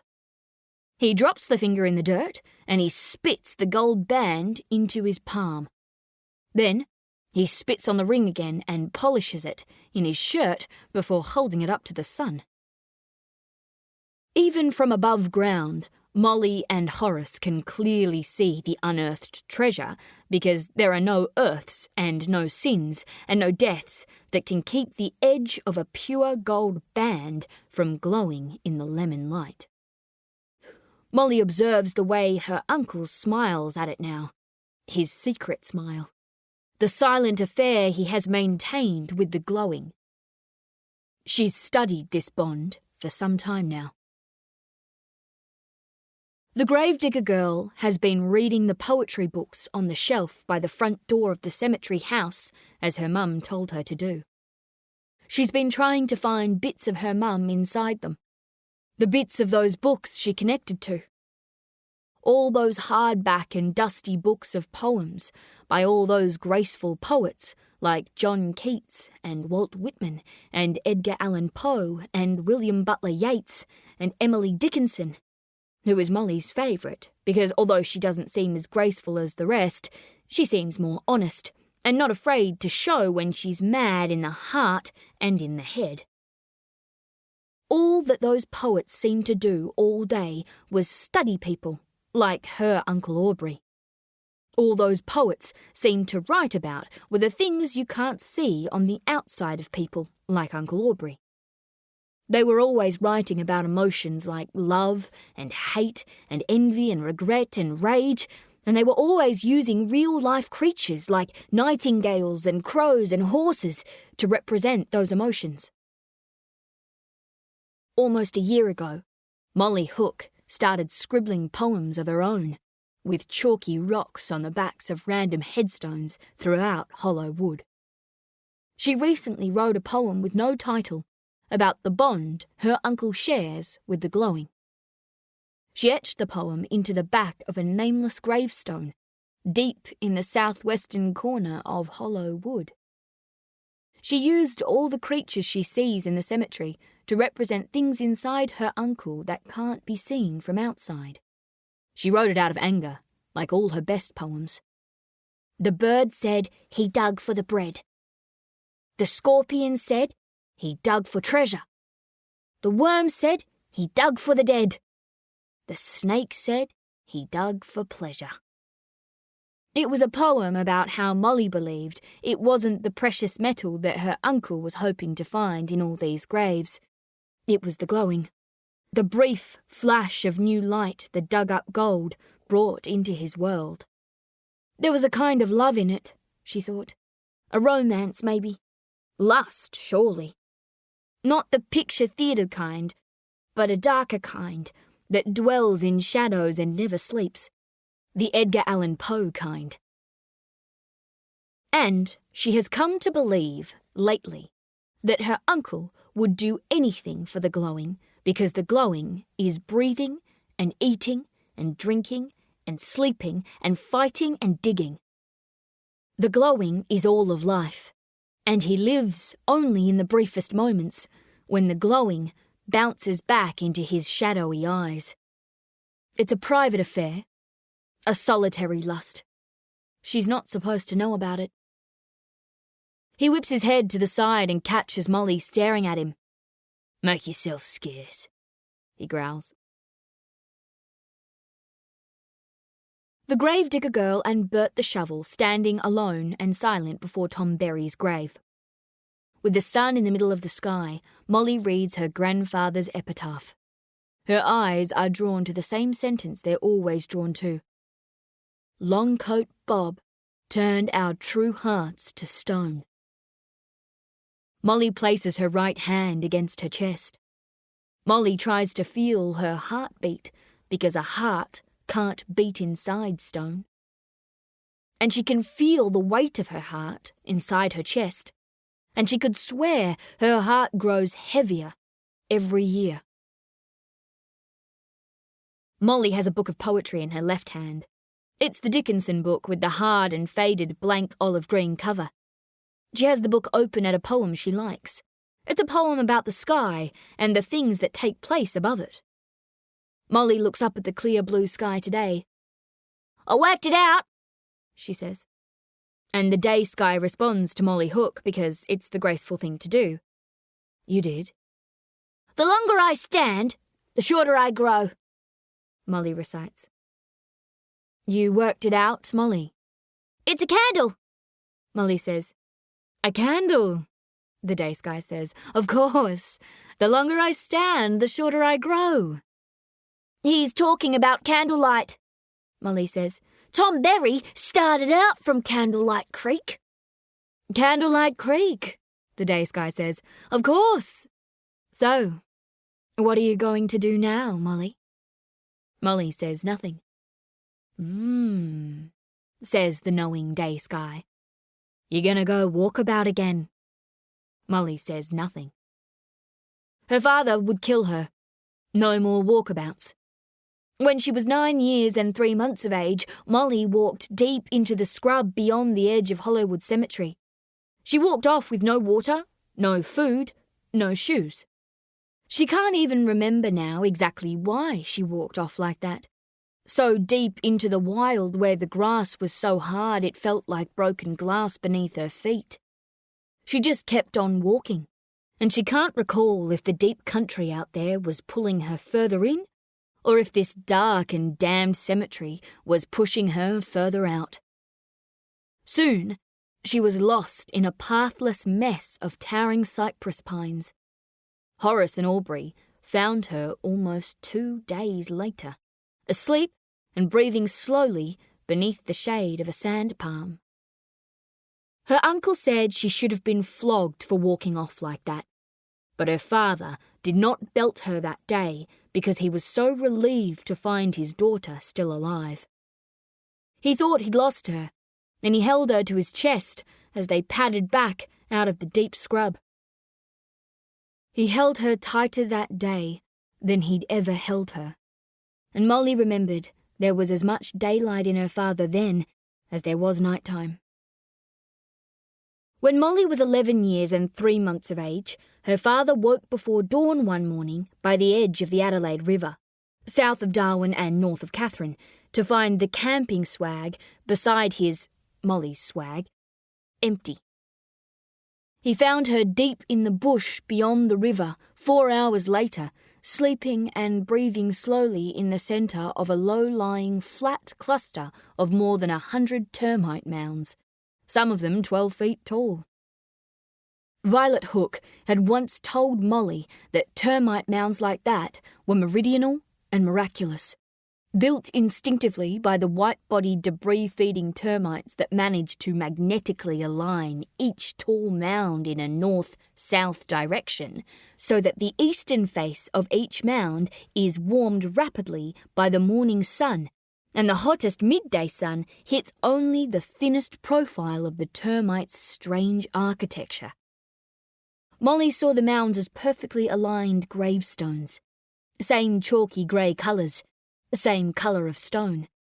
The cluster was a cemetery, but a cemetery filled with microcosmic life. Molly saw it as Hollywood Cemetery. She saw it as home. Horace belted Molly that day. There and then. He hit her ass so many times and so hard with his open palm that she could not sit back down in the spot where he'd found her. He did not carry her out of the scrub, but left her to walk back to their campsite alone. "No more fucking walkabouts," he said, before disappearing back into the thick bush. No more fucking walkabouts. "Dig, Molly, dig," the day sky says. "Why do you say that? Dad always says that. Uncle Aubrey always says that. Dig, Molly, dig. That's all I ever hear." "Dig, Molly, dig," the day sky says. Dig for what? Dig for the answers. But I don't even know the questions. Of course you know the questions, Molly. Molly turns her head back to her grandfather's gravestone. She reads more of Tom Berry's last words to the world. I took raw gold from land belonging to the black named Longcoat Bob, and I swear, under God, he put a curse on me and my kin for the sin of my greed. Molly turns her eyes back up to the sky. Why did she leave me down here? The day sky says nothing. How could she leave me like that? How could she leave me here with them? The day sky says nothing, but Molly waits for an answer. These are questions for the night sky, Molly. Molly shakes her head in disappointment. I know why she left. It was Longcoat Bob. It was the curse. Kin means daughters. Kin means granddaughters. Kin means mothers. Kin means fathers. She said I was blessed because she wanted to make me feel better. How could I possibly be blessed stuck down here with them? Molly nods her head, sure of her words. I know a curse when I see one. I see one every day. A mum would have to be cursed to do what she did. Dig, Molly, dig, the day sky says. Have you seen what they've been doing? Dig, Molly, dig, the day sky says. Robbing dead folks of their most precious belongings. Dig, Molly, dig. She had to be cursed to do what she did, and they must be cursed to do what they do, cursed just like this whole place, cursed and damned and dead. Dig, Molly, dig. Dig for what? The book, Molly. The book. Molly raises the Dickinson in her hand. She opens the book at the page of the poem she likes about the sky. It's called The Lightning is a Yellow Fork, she says. It's about all the things that are happening up in the sky. She says there's a great big mansion up there, and there's a great big dining table inside the mansion, and there's all these extraordinary people, all these special people, all sitting around the table, and one of those people drops a yellow fork from the table, and that yellow fork drops through the sky as lightning. Molly stares up at the sky, and 3 blowflies buzz around her face, but she doesn't blink an eye. A yellow fork, Molly, the day sky says. Molly nods. Yes, I remember seeing those words on Grandpa's pan, but I can't remember what else it said. Where's the pan, Molly? Uncle Aubrey threw it away, Molly says. It wasn't his to throw away. He said he wrapped it in a rubbish bag with a pig's head and a dozen eggshells. That pan was a gift for you, Molly. A sky gift, Molly says. Sky gifts for the gravedigger girl. Do you have any more? More what? Sky gifts. Always, Molly. How will I find them? Just look up. Molly lies flat on her back in the dirt clearing beside her grandfather's grave. She stares for 10 straight minutes up at the sky, her arms fanned out from her sides. She remembers lying like this with her mother and daughter, flat on their backs, hand in hand. Molly remembers her mother telling her there was a huge milkwood tree in the backyard of the house she grew up in, a sprawling 2-story cyclone-proof family home for 4 on the Darwin waterfront. She said that tree had branches like a tarantula, raising its front legs, and she and her younger brother, Peter, who was a thoughtful and deep boy, just like Molly, would stretch their arms out beneath the shade of the tarantula's legs and look up through those leg cracks to the sky, and they'd pretend the world was upside down and they were actually floating above the milkwood tree, and the tree was sprouting from a ground made of blue sky. It always amazes me how little time people spend looking up at that sky, Violet said. Molly nodded. Maybe it's too beautiful, Violet continued. Maybe nobody looks up at it anymore because they know they'd want to spend the rest of the day looking at it. I guess we'd never get anything done if we spent all day looking up at the sky. Can something be too beautiful, Mum? Some things, Moll. Not you. You're just the right amount of it. Then Violet gripped her daughter's hand. Let's float, Molly, she said. Let's float. And she smiled and breathed deeply. Can you feel it, Molly? She asked. What is it, Mum? The world is turning upside down. Can you feel it? And Molly saw clouds shifting across the sky. She saw leaves blowing. She saw movement. I can, Mum. I can feel it. We're on top now, Molly. Can you feel it? We're floating. We're on top. Molly remembers all of that now, and she smiles. She stands and picks up Bert, who's been leaning against her grandfather's headstone. She pads between the rows of the long dead, through avenues of limestone and dirt, back to the cemetery caretaker's house. The back door to the cemetery house is painted dark green, and Molly turns a loose, rusted bronze doorknob to enter the downstairs laundry space, where she stops immediately before a curled western brown snake, cooling itself on the laundry's concrete floor. Her friend from town, Sam Greenway, and his family have a word for the western brown snake that Molly can't pronounce correctly, but it's a catch-all word meaning, if you come across this deadly snake, you will be well advised to change your course and go the long way around. Molly likes the way Sam's family can say so many things in a single word. Molly doesn't change course. She wants to drink from the laundry sink tap, and brown snakes can't be gathering beneath the house, so she fixes her eyes on the snake's black head, that's resting on the third ring of its own curled brown skin, and drops Bert's cutting blade down on the snake's exposed neck, so hard and fast that a brief spark flies from the concrete floor as the severed snake head is propelled towards the downstairs toilet running off the laundry. The snake's headless body wriggles around Bert's blade face as Molly sweeps it and the black head out the laundry door and into the cemetery yard.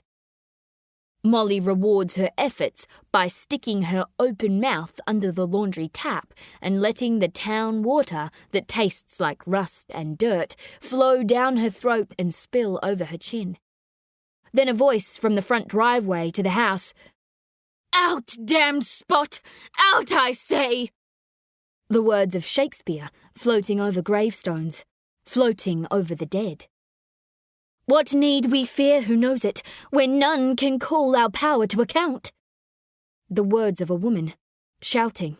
Yet who would have thought the old man to have so much blood in him? Molly turns the laundry tap off. The tap grips digging hard into her palm until the tap stops dripping, then scurries out the laundry door and along the rotting grey timber slats of the house's left side exterior wall. Uncle Aubrey's rusting red utility truck is parked in the long dirt driveway. Standing on the hulking truck's back tray is a slim, blonde woman in a striking red polka dot dress, her uncle's sometime lady friend, Greta Mays. Truck trays are stages for Greta Mays. Footpaths are stages for Greta Mays. Wet bar tops and soap boxes and bathroom floors and swimming pools are stages for Greta Mays. She stands on the tray with a well-thumbed script in her right hand by her waist, deep into the monologue. The Thane of Fife had a wife. Where is she now? What? Will these hands ne'er be clean? No more of that, my lord, no more of that. You mar with all this starting. That tight, red summer dress with white spots, a fitted waist with cuffs just above the elbows, patch pockets, one for Greta's smokes and matches, another for her hip flask filled with more air than cheap whiskey. The sight of that dress makes Molly smile, and her smile widens further when she spots Greta's brown and white two-tone low-heel canvas saddle shoes, the kind Molly would love to dance in one day when she's older and when she's not digging graves anymore. Greta's wild blonde curls all form a great wave that crashes like a force of nature over her left ear. Round brown sunglasses over her eyes, and perfect porcelain skin that will never be tainted by all the exposure it gets to the soft lights of Darwin's beer halls and gin joints and deep Chinatown basement opium dens. Greta watches Molly approach the truck tray, and her heels spring up an inch. Her voice becomes louder, her performance more heartfelt, for she now has an audience.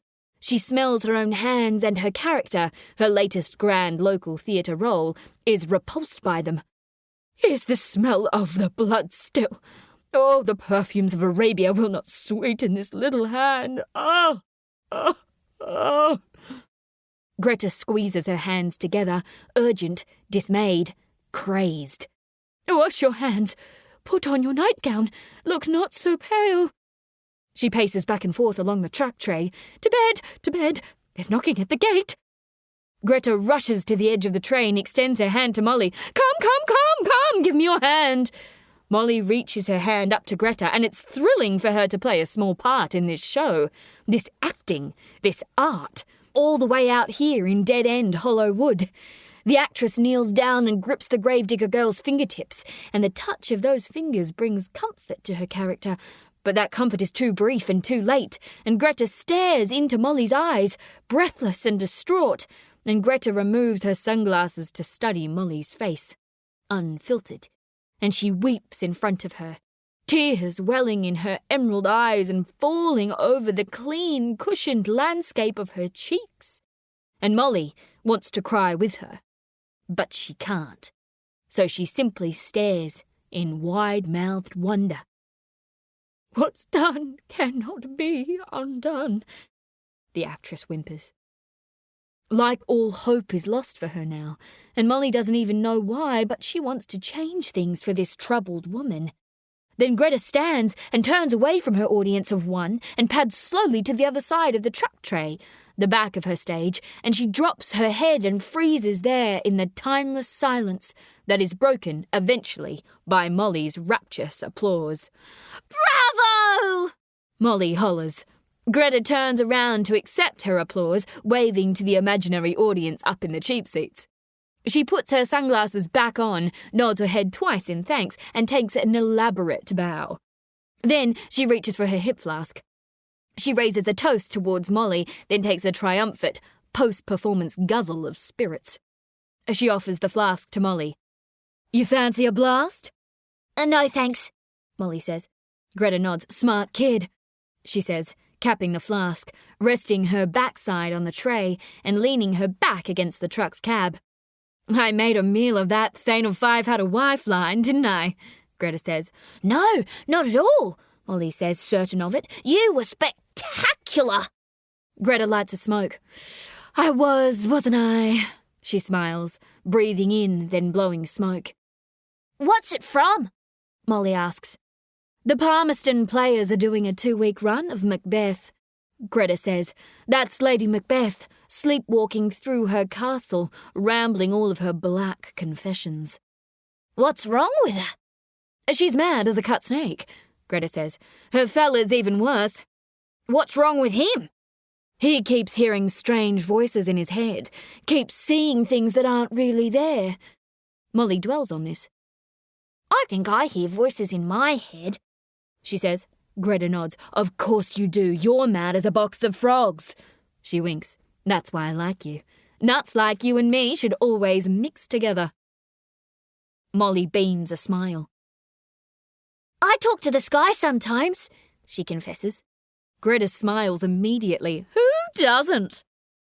You talk to the sky, Greta? Sure. Does it ever talk back to you? Sure. Greta shrugs. What's it sound like when it talks back to you? My sky sounds like Humphrey Bogart. Molly laughs. What's it sound like to you? Greta says. Molly looks up at the sky as she ponders this, turns back to Greta. I can't make it out, Molly says. It sounds a bit like me, but me if I was a lot older. Greta nods. You think it's really the sky talking to me? Molly asks. If you're hearing it, then I guess it's talking to you, Greta says. I sometimes see things out bush that aren't really there, Molly says, proudly now. How wonderful, Greta says. Like what? Like the other week, we were way up Rapid Creek and I thought I saw Medusa. Medusa? Greta echoes. Like scary Greek monster Medusa. Like in Mum's bookshelf up there, Molly says. Greta knows the shelf. She's run her fingers along the spines of the dusty old black and brown and olive green and blue hardbacks that Violet Hook bought mostly from the Collins bookshop on Nucky Street, using spare grocery money collected over many weeks. Greta's run her eyes over those titles and admired the woman's taste. Wished she had more time to read, as much as Violet must have read. Collections of poetry, mostly. Irish poets and English and American poets. The Song of Brotherhood by the Australian poet John Le Gay Brereton. She's fond of Victor Daly and his Sydney poems. She's opened his book, Wine and Roses, and she's smiled at The Woman at the Washtub. Pictured that poem as her own sad life summary, and even her epitaph, should her greatest fear come true. To live the rest of her days with Aubrey Hook, trapped forevermore inside the small, hot kitchen of the small, hot, two-bedroom corrugated iron shell of a house he rents in Darwin Town, and on one sorry, inevitable day be buried in the hard dirt of this God-forsaken cemetery. Here lies Greta Mays. She was born for the stage. She died doing the dishes. The woman at the washtub. She works till fall of night, with soap and suds and soda her hands are wrinkled white. Her diamonds are the sparkles the copper fire supplies. Her opals are the bubbles that from the suds arise. Mum had a book on Greek mythology there, Molly continues, and I'd been reading about Medusa and how she turned all them blokes to stone just because they looked at her, and then I'm walking through the mangroves of Rapid Creek and I swear I see Medusa standing in the middle of the scrub up ahead. And she's got all her snakes wriggling from her head, and I shoot my head down straight away because I don't want to be turned to stone, but eventually I look up because I can't resist, you know. Well, of course you can't, Greta says. And I look up at her and... Molly says, excited by the telling. And did you turn to stone? Greta asks. Molly shakes her head, almost disappointed. No, because it wasn't Medusa. It was half a trunk from a dead ironwood tree with a shabby hawk's nest sticking out the top. Greta drags on her smoke, shakes her head. And here I was thinking it was going to be a Greek monster out in that Darwin scrub.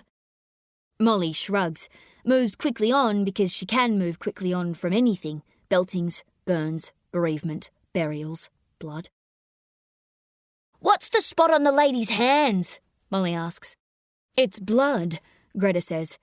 But it's not really blood, it's guilt.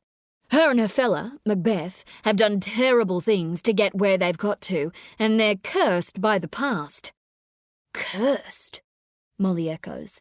Yeah, cursed, kid, Greta says. The stains of the past. Old Lady Macbeth, she can't wash those stains away. Greta drags on her smoke, exhales.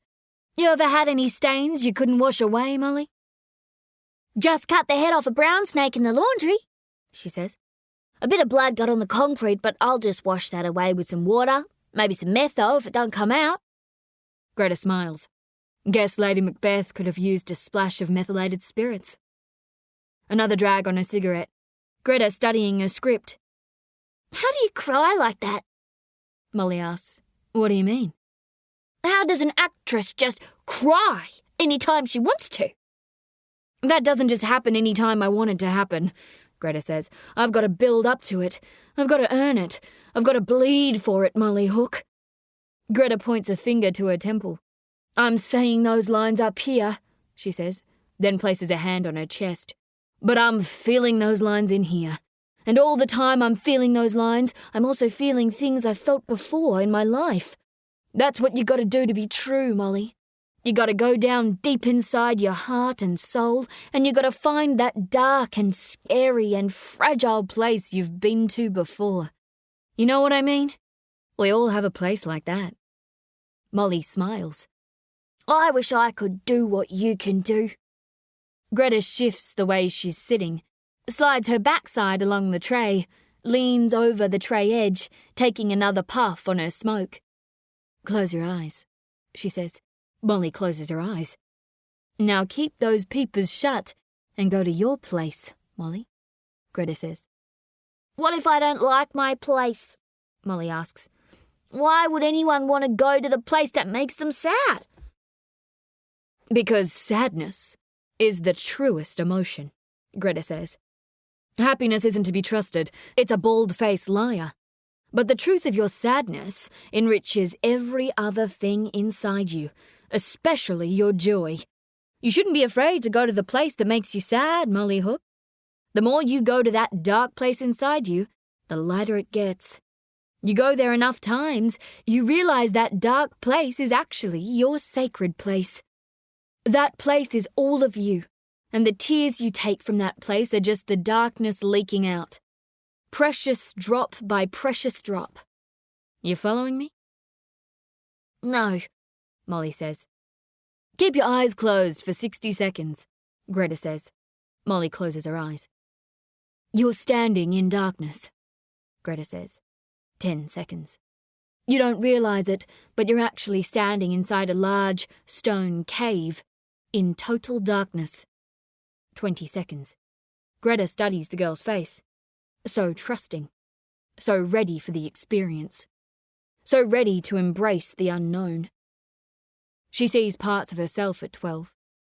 She can't help but smile at the girl because she knows her past and she worries about her future. But the poor little gravedigger girl, mad as a box of frogs, seems to worry about nothing. Then you see a line of fire draw a door on a wall of that cave. Greta says, up, across, down again and back across. 30 seconds. Then a circle of fire that is a doorknob, and you can touch this fire because it's cool. And your hand reaches out to that doorknob, and you can turn that doorknob, and that door opens outward, and you walk into your sacred place. And you see it so close and real that you could reach out and touch the memory of it. And then, in her mind, in this strange and long minute, Molly Hook stands in the dark before an open door, and she knows that door is the one to her bedroom, just up there in the cemetery house. She hears something beyond the open bedroom door. A thumping sound. 40 seconds. Do you see it, Molly? Greta asks from the truck tray. Do you feel it? Molly's eyes still closed. Thump. Thump. Something banging against a wall in the bedroom down the hall. Mum and Dad's bedroom. Violet and Horace's bedroom. Molly rubs her eyes and walks slowly down the hall, her open palms brushing against the hallway walls, walking blind but following the sound of the thumping. Thump. Thump. And she hears something else now. It's the sound of something animal. The sound of the wolf. Small steps along the hallway, and she sees a light to her right and turns to look into the kitchen off the hall. An empty table and a half-drunk bottle of whiskey. Thump. Thump. In front of her is the closed bedroom door at the end of the hall, and she reaches her hand out to the doorknob, and she realizes the door isn't fully closed, and she can push it open with the gentlest tap of her left hand. And what she sees in that bedroom is a full moon through the bedroom window, and the silver light of that floating night sky orb falling on the face of her mother, Violet Hook, lying on her back in her bed, her nightclothes torn from her shoulders. The high, dark brown wooden bedhead banging against the wall. Thump, thump, thump, thump. And there is something animal atop Molly's mother.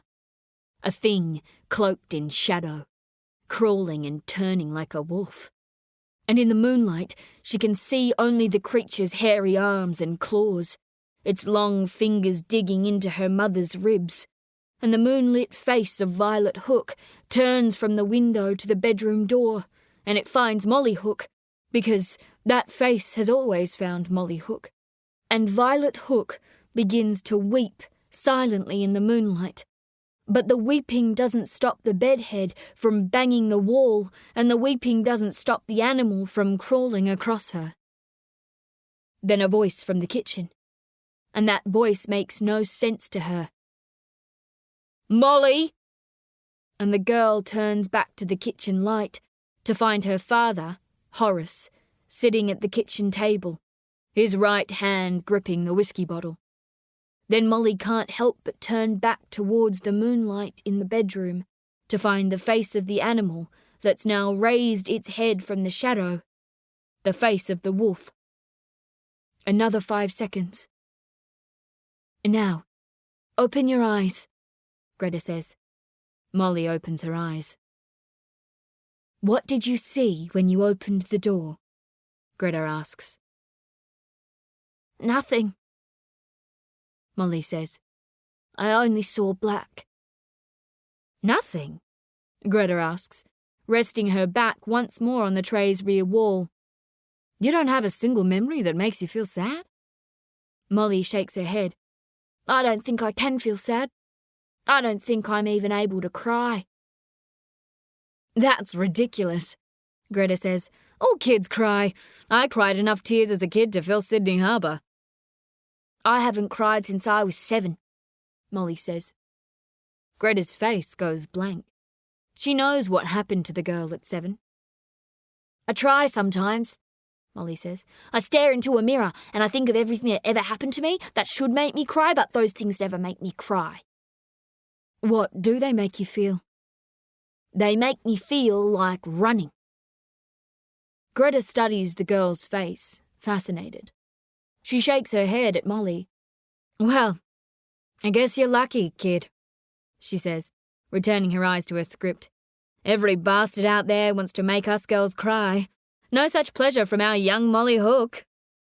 My heart is turning, Molly says, softly. Greta doesn't hear. "What's that?" she asks. Nothing, Molly says. She pauses for a moment. Greta? "Yeah, kid." What do you see when you open the door?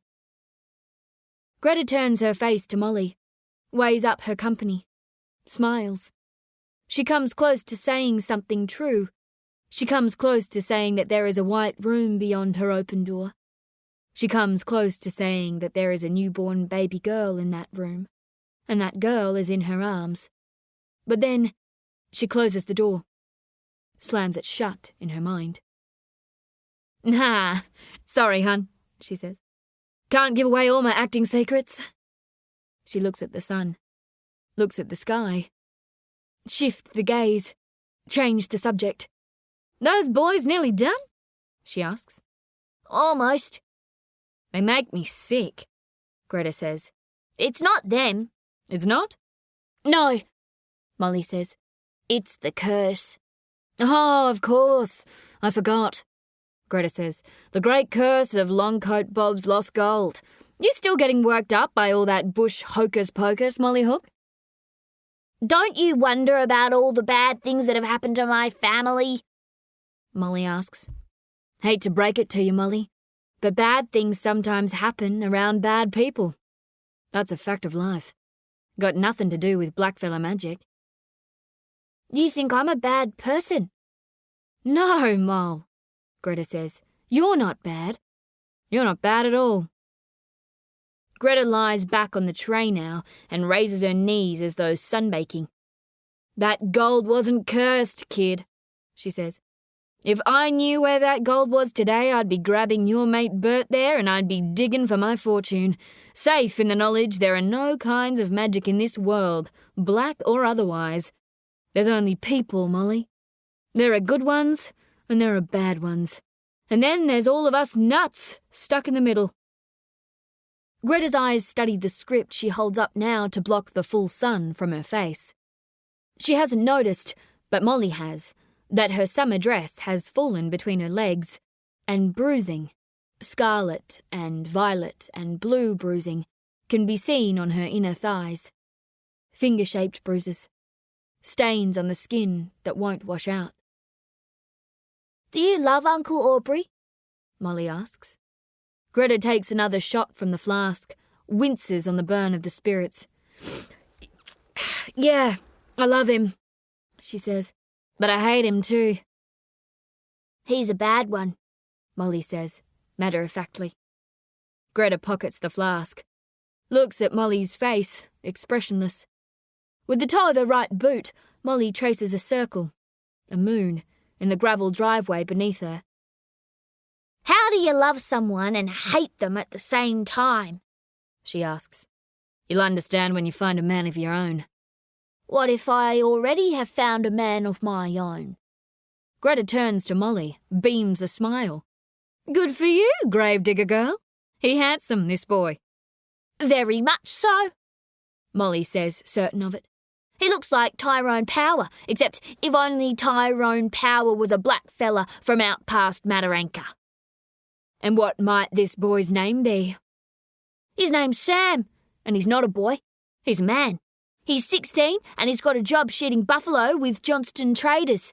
He makes good money. Then why are you still here in this shithole cemetery? Why don't you run away with Sam, the 16-year-old man who makes good money? Dad would never let me leave. Who said you have to ask for his permission? Molly's never thought of it that way. Maybe she could just leave. She turns to the front gate of the cemetery house. It's open. It's only 30 or so yards to the front gate. Maybe 5 more miles into town.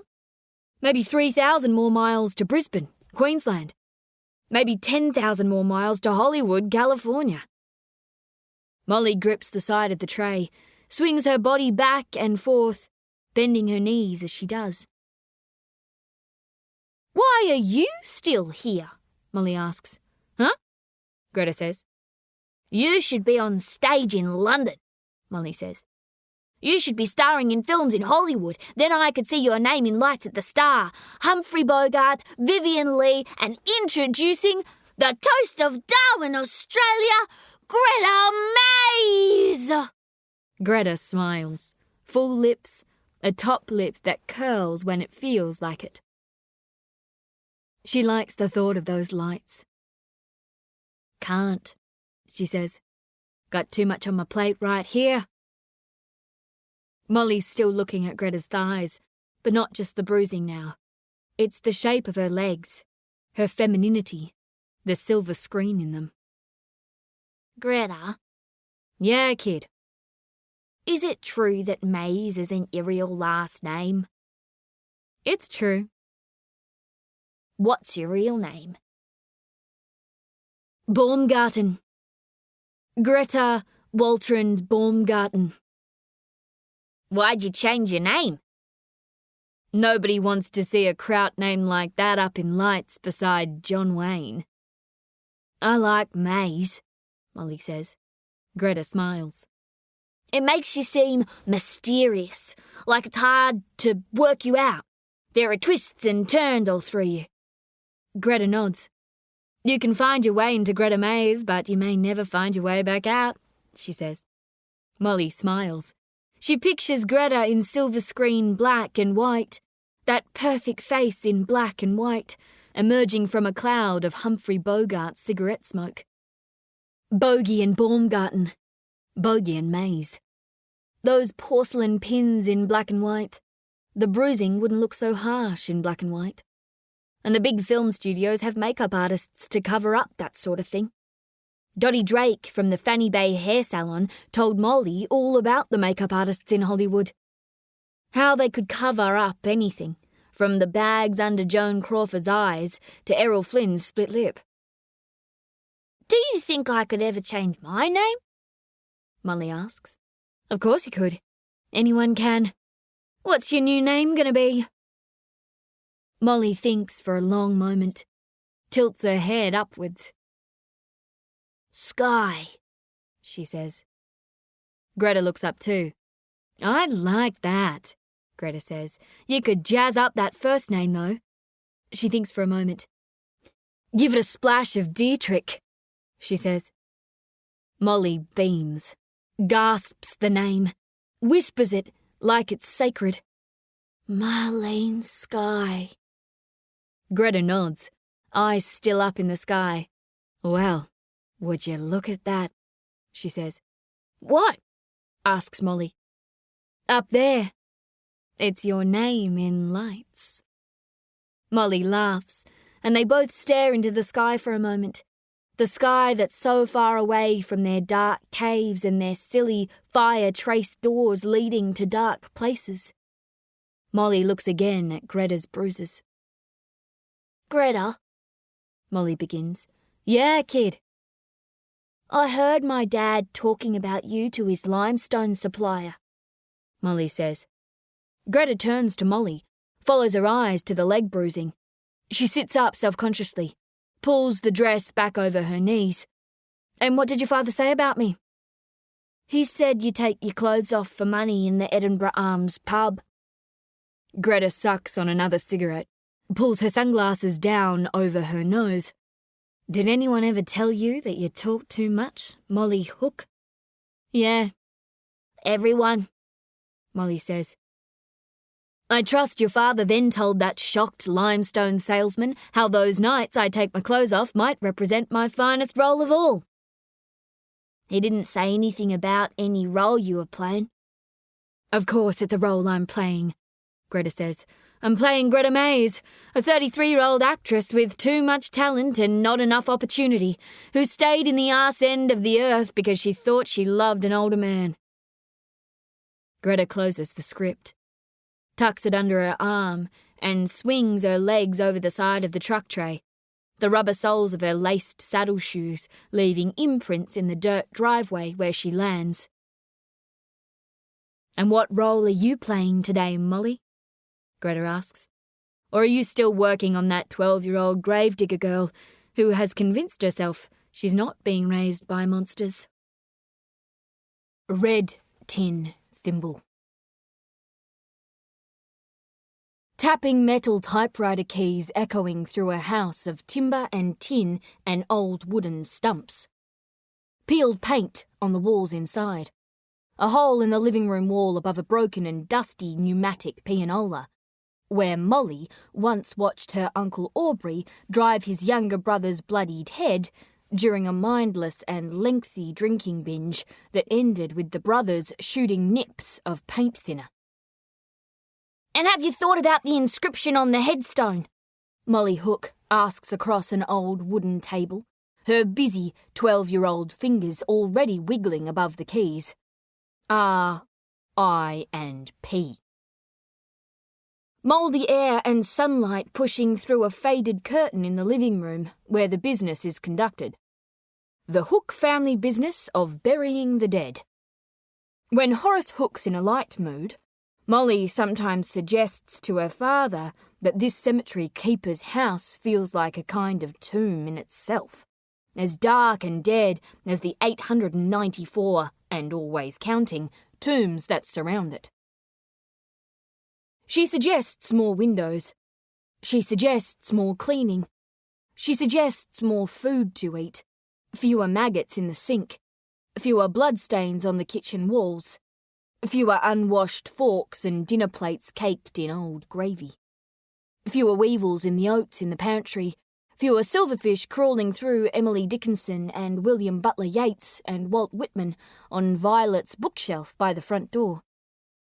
Fewer empty whiskey bottles filling the space beneath the kitchen sink.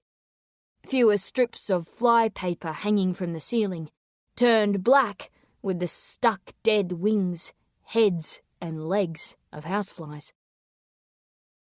In the 2 chairs across from Molly's typewriter sit 2 grieving customers, 68-year-old Mildred Holland and her 27-year-old son, Clem Holland.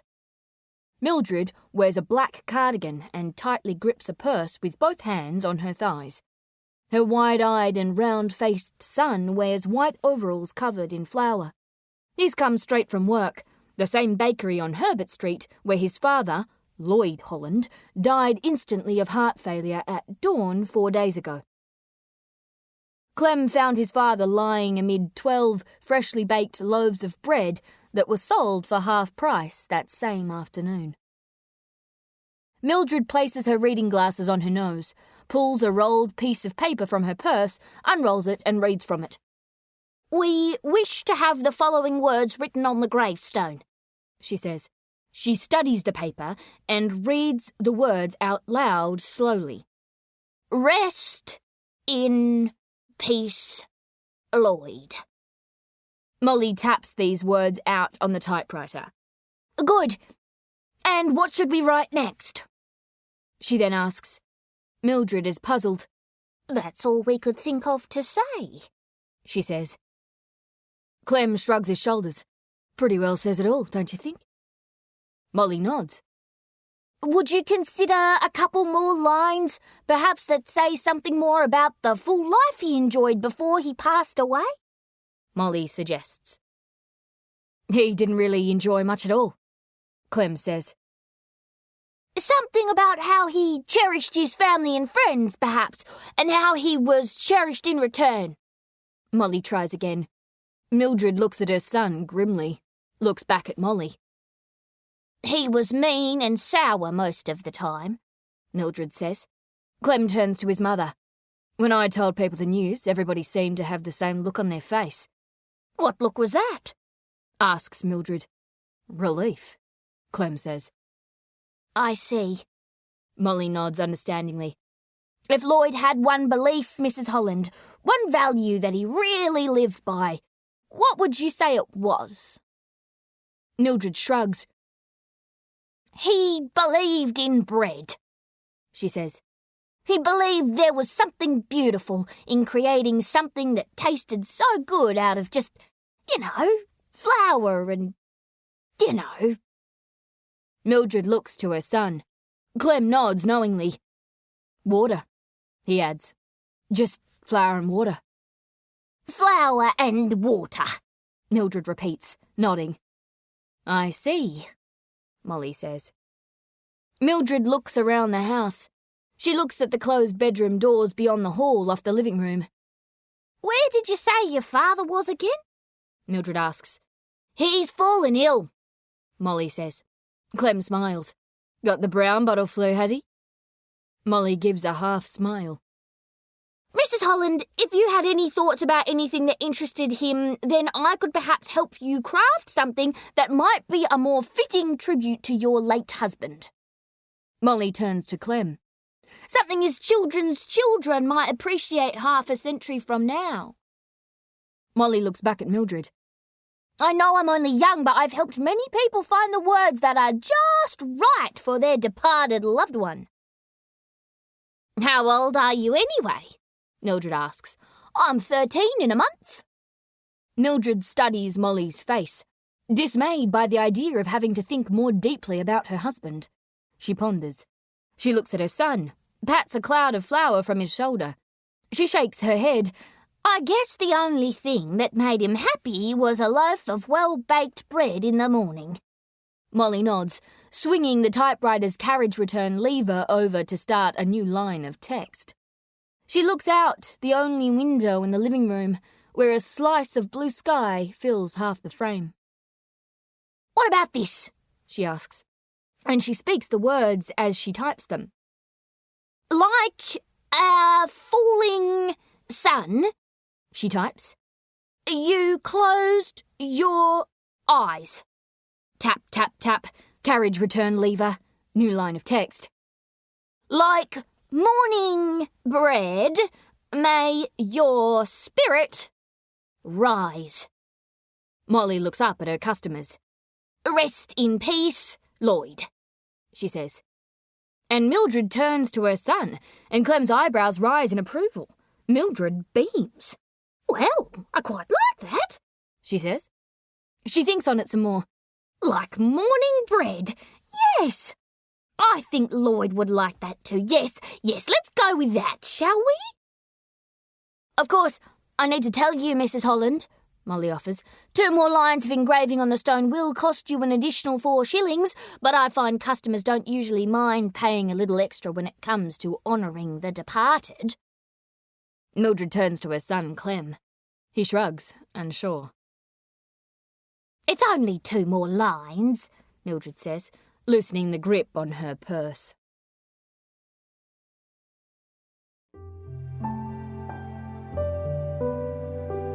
This is the end of CD 2. The book continues on CD 3.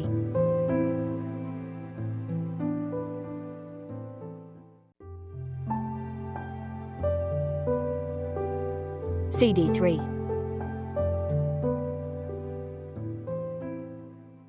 A red tin thimble in the centre of the small wooden kitchen table where Molly and her father have breakfast.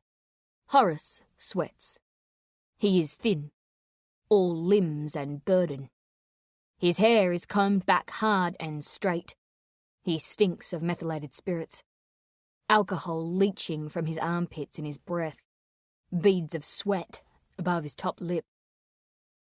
Molly places a white enamel mug of black tea on the table. Her father picks it up with his right hand, which shakes when he lifts the mug to his lips. "What day is it?" Horace asks. Thursday, Molly says. You drank through Monday and Tuesday. Slept through Wednesday. Did I leave you be? Molly nods. I stayed in my room and read, she says. Horace nods now, relieved. What are you reading? The complete works of William Shakespeare. Horace nods. I think I want to be an actress like Greta, Molly says. I thought you were going to be a famous poet like Emily Dickens. Dickinson, Dad, Molly says. And I'm going to be a famous actress-poet named Marlene Skye. Horace nods again, not at all surprised by his daughter's announcement. You make more money digging graves, he says, but I guess you won't get no standing ovation for hiding the dead. He lifts and looks at his shaking left hand, turns it into a fist. What's that stuff you and Uncle Aubrey have been drinking? Molly asks. Mind your own business. You're becoming more and more like him, Dad, Molly says. Like who? Like Uncle Aubrey. Another shaky sip of tea. You look like a shadow, Molly says. Uncle Aubrey is nothing but shadow. You're shadow too, Dad. But you're light as well. Horace says nothing. When are you going to stand up to him? Molly asks. He doesn't care about us, Dad. He doesn't care about Greta. He only cares for the gold. The only thing that makes him feel anything is the way that gold glows. I see it, Dad. He's gold sick. He's always been gold sick. He's always talking about my grandfather and how gold sick he got, but I reckon Aubrey's as sick right now as a man can be. Horace rubs his temples with his fingers, trying to ease the blows of the dropping hammer in his head. He thinks that glowing will chase away the shadow, Molly says, her train of thought burning with new coal now. But it won't. It's already too dark. Horace rubs his forehead, closes his eyes. There's no telling where a memory will come from. No figuring where and when the sleeping librarian of Horace Hook's memory room is likely to wake with a start and dig into the dusty drawers of lived experience and produce a folder filled with a past-coloured story. Aubrey Hook and Horace Hook throwing rocks at each other's faces. Horace is 12 and his brother is 13. They're pickaxing the face of a gold mine near Tom's Gully along Mount Bundy Creek, far south of Darwin. Their father, Arthur Hook, a seasoned gold prospector, has ridden on horseback to Pine Creek on a supply run. No information in the library on what started it all, only how it ended. Aubrey lands a rock the size of a tennis ball on Horace's right eye. Horace responds with a similar-sized rock that Aubrey does not duck or turn away from, but willingly allows to land flush on his mouth, where it dislodges one of his 2 front teeth. Aubrey searches the dirt floor of the gold mine dug out and grips another rock the size of his metal water canister and throws it at his younger brother, who ducks swiftly out of the way of the deadly projectile. The thrown rock bounces against the chalky mine wall and falls beside Horace's work boots. He picks it up and snap-throws it back. Once more, Aubrey does not duck or turn away or guard his face with his hands. He stands proudly and lets the rock hit his face so hard that it breaks his nose. Blood runs across his chin and down his work shirt, and Aubrey Hook smiles. Red across his teeth, a mouth full of blood. Something in the smile makes Horace turn cold. Something across his brother's face, other than blood and rock dust. It's satisfaction. "Why do you need permission from Aubrey to let me go to the Star with Sam?" Molly asks. "Be quiet now, Molly," Horace says. "I've been watching you both," Molly says. "There's something strange about you two. I think that moonshine is sending you both mad. I think you should stop drinking for a bit." Horace raises his eyebrows. "Tom Berry's grandkid telling me about madness," he says. "I like that." "Maybe you've got the curse too," Molly says. "Be quiet now, Molly." The girl is silent for a long moment, but then Molly breaks the silence. Molly always breaks the silence. "I was thinking about Mum the other day," she says softly. Horace reacts to that word, Mum. He turns his head like he turns his head in pubs when anyone says the name Violet, or the word wife. "I was looking in the mirror of her dishes," Molly continues, "and I was missing her so much. I felt so sad about it. But I couldn't cry. I tried so hard to let some tears out for her because sometimes I feel like maybe she's somewhere where she can see me, but I can't see her, and if she can see me, then I want her to see that I'm crying for her, and that she'll know how much I miss her and how much I hate her for leaving us down here. But then I remembered Longcoat Bob, and I knew what was happening." "What was happening?" Horace asks. "The turning," Molly says. "The heart doesn't turn to stone right away. It takes time to take hold because the heart is warm and it keeps beating and it keeps fighting against all that cold stone, but soon enough it all turns and then you feel nothing. All you got inside is cold rock, like Uncle Aubrey." Horace stares at his daughter and he realises how deeply she's lost in a trance of her own thinking. He worries for her. He cares for her. Molly looks at her father. "And you're turning too, Dad," Molly says.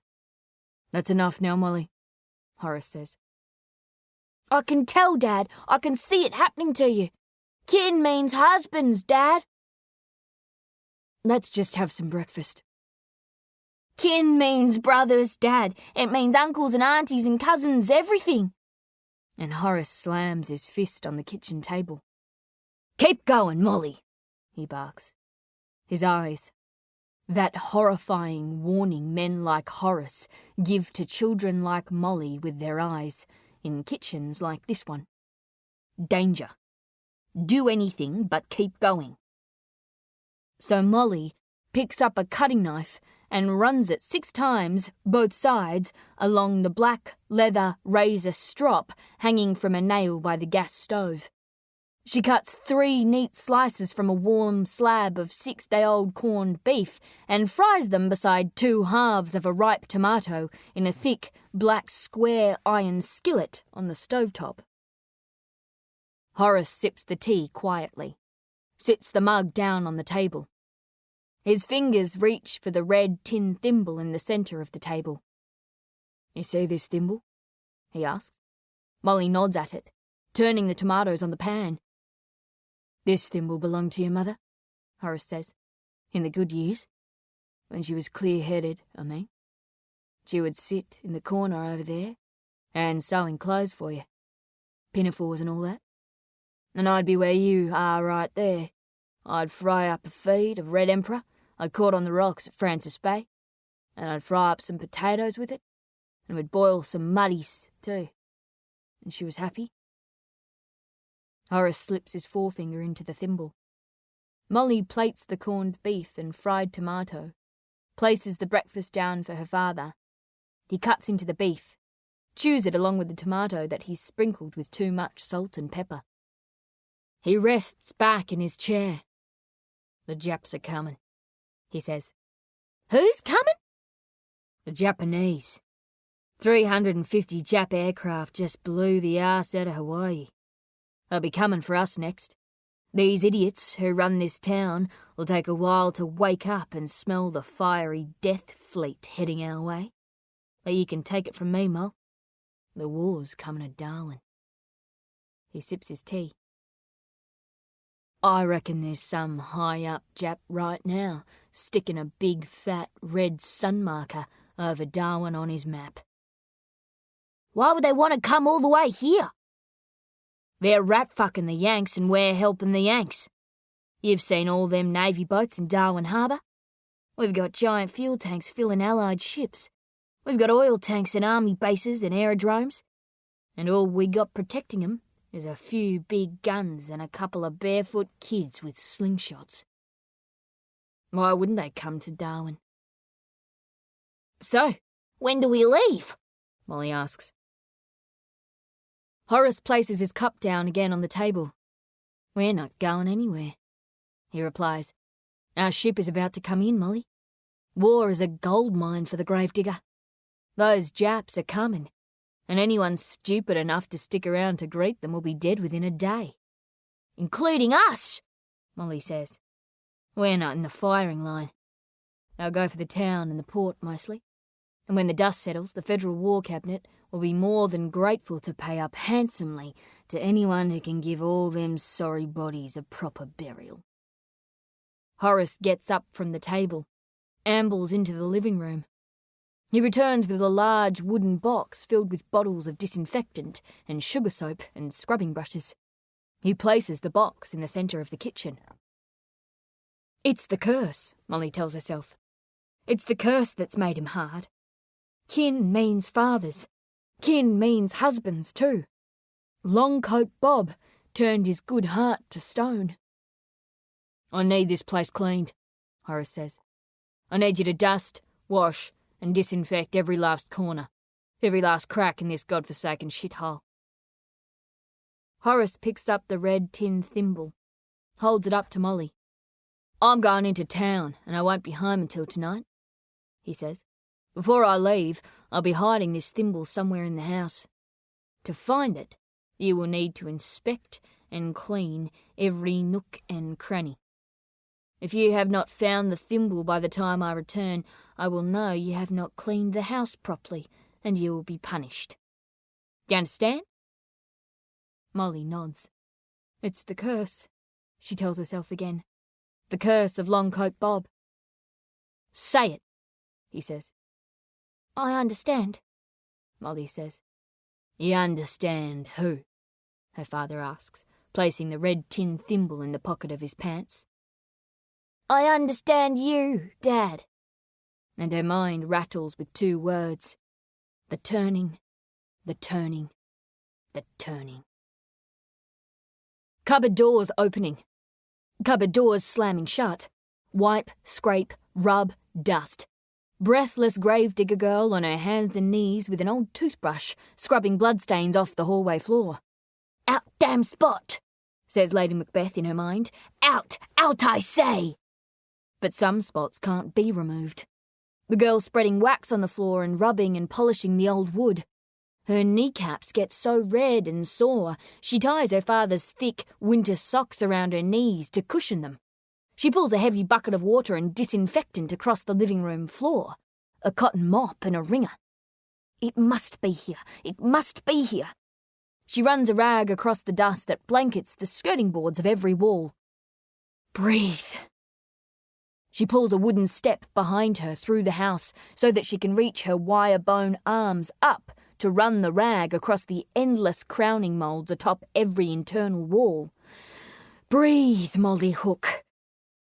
Every wardrobe door, every corner of every duchesse, every sideboard, every broom closet. Please be here. Floors scrubbed, curtains washed. Dig, Molly, dig. It must be here somewhere.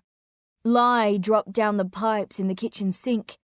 The kitchen sink and the bathroom washtub scrubbed with a wire brush and scouring powder. She drags 3 large house rugs down the back staircase and uses the wooden step to help her hang the rugs on the backyard clothesline. She beats the rugs with the rear blade face of Bert the shovel. Coughs hard when she swallows decades-old dust. For 5 straight hours she works. She works through lunch with no break and no food. There isn't even time to stop for a cup of water. She must find the thimble because she feels the curse. Knobs turning, doors opening, cupboards slamming shut, and now she's opening cupboard doors she's opened thrice before, and now she's dizzy and so tired, and she can't keep a single straight thought inside her busy mind. Drawers pulled open frantically and frantically pushed shut. Red tin thimble, red tin thimble. So small, nothing to it really, just an object that once belonged to her mother, Violet. It means nothing to her, and everything to her. She searches and searches through the sprawling house, inside cracks and under mats, hands reaching beneath crockery cabinets and finding only the bodies of living and dead spiders. So many cockroaches crawling and so much cockroach shit to pick up in her hands. But she finds no red tin thimble. The gravedigger girl's heart pounding because she can never seem to find exactly what she's looking for. And the curse of Longcoat Bob blows in from the graveyard to mix with the smell of ammonia and bleach, and she wonders if it's the ammonia in the bathroom or the methylated spirits in the kitchen or the missing red tin thimble that is making her feel lightheaded. Her father will come home.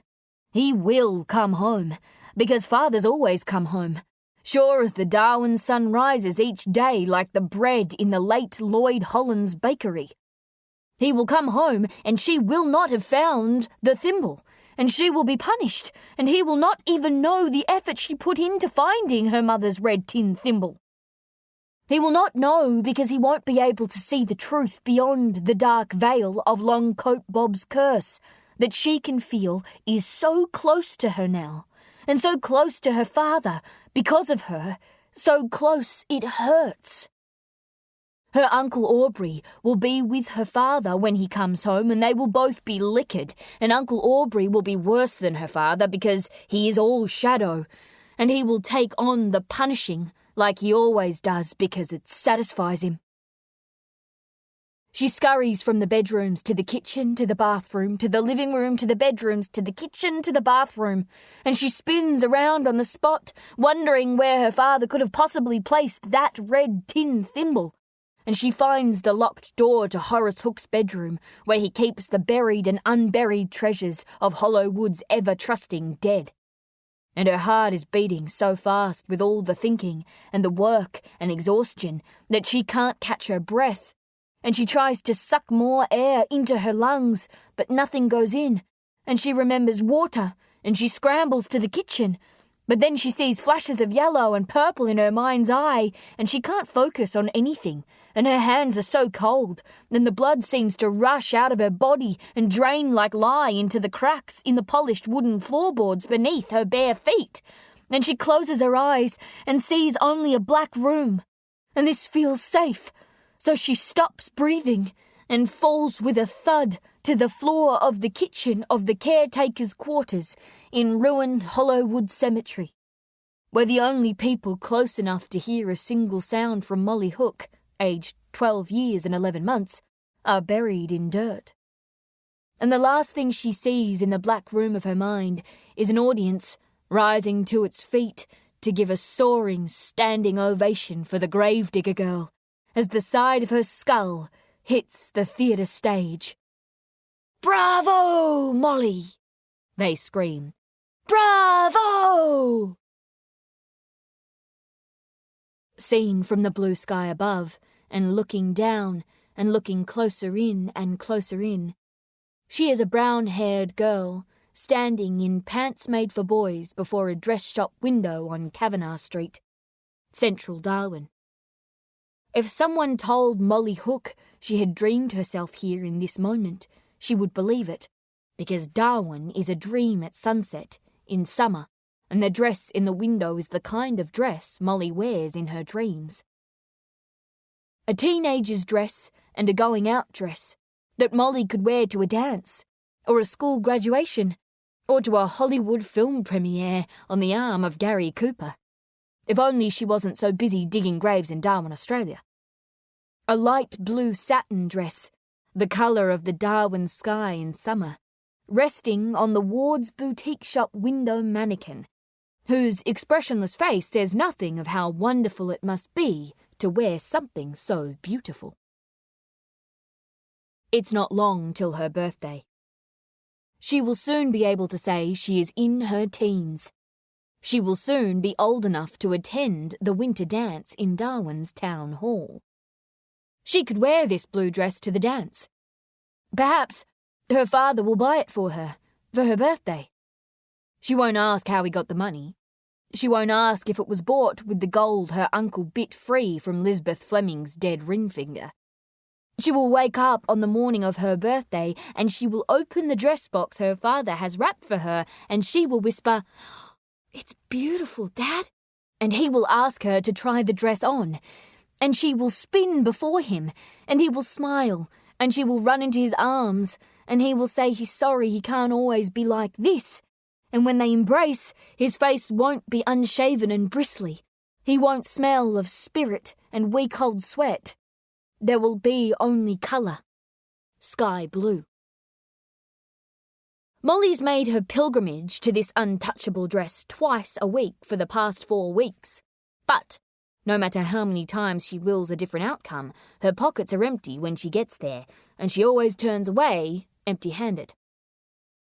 She walks barefoot. She dreams, and Darwin dreams with her. It refuses to wake up, so the strange daily film reel dream of the town on the geographical top of Australia during World War II unspools in all its scenes that make no sense.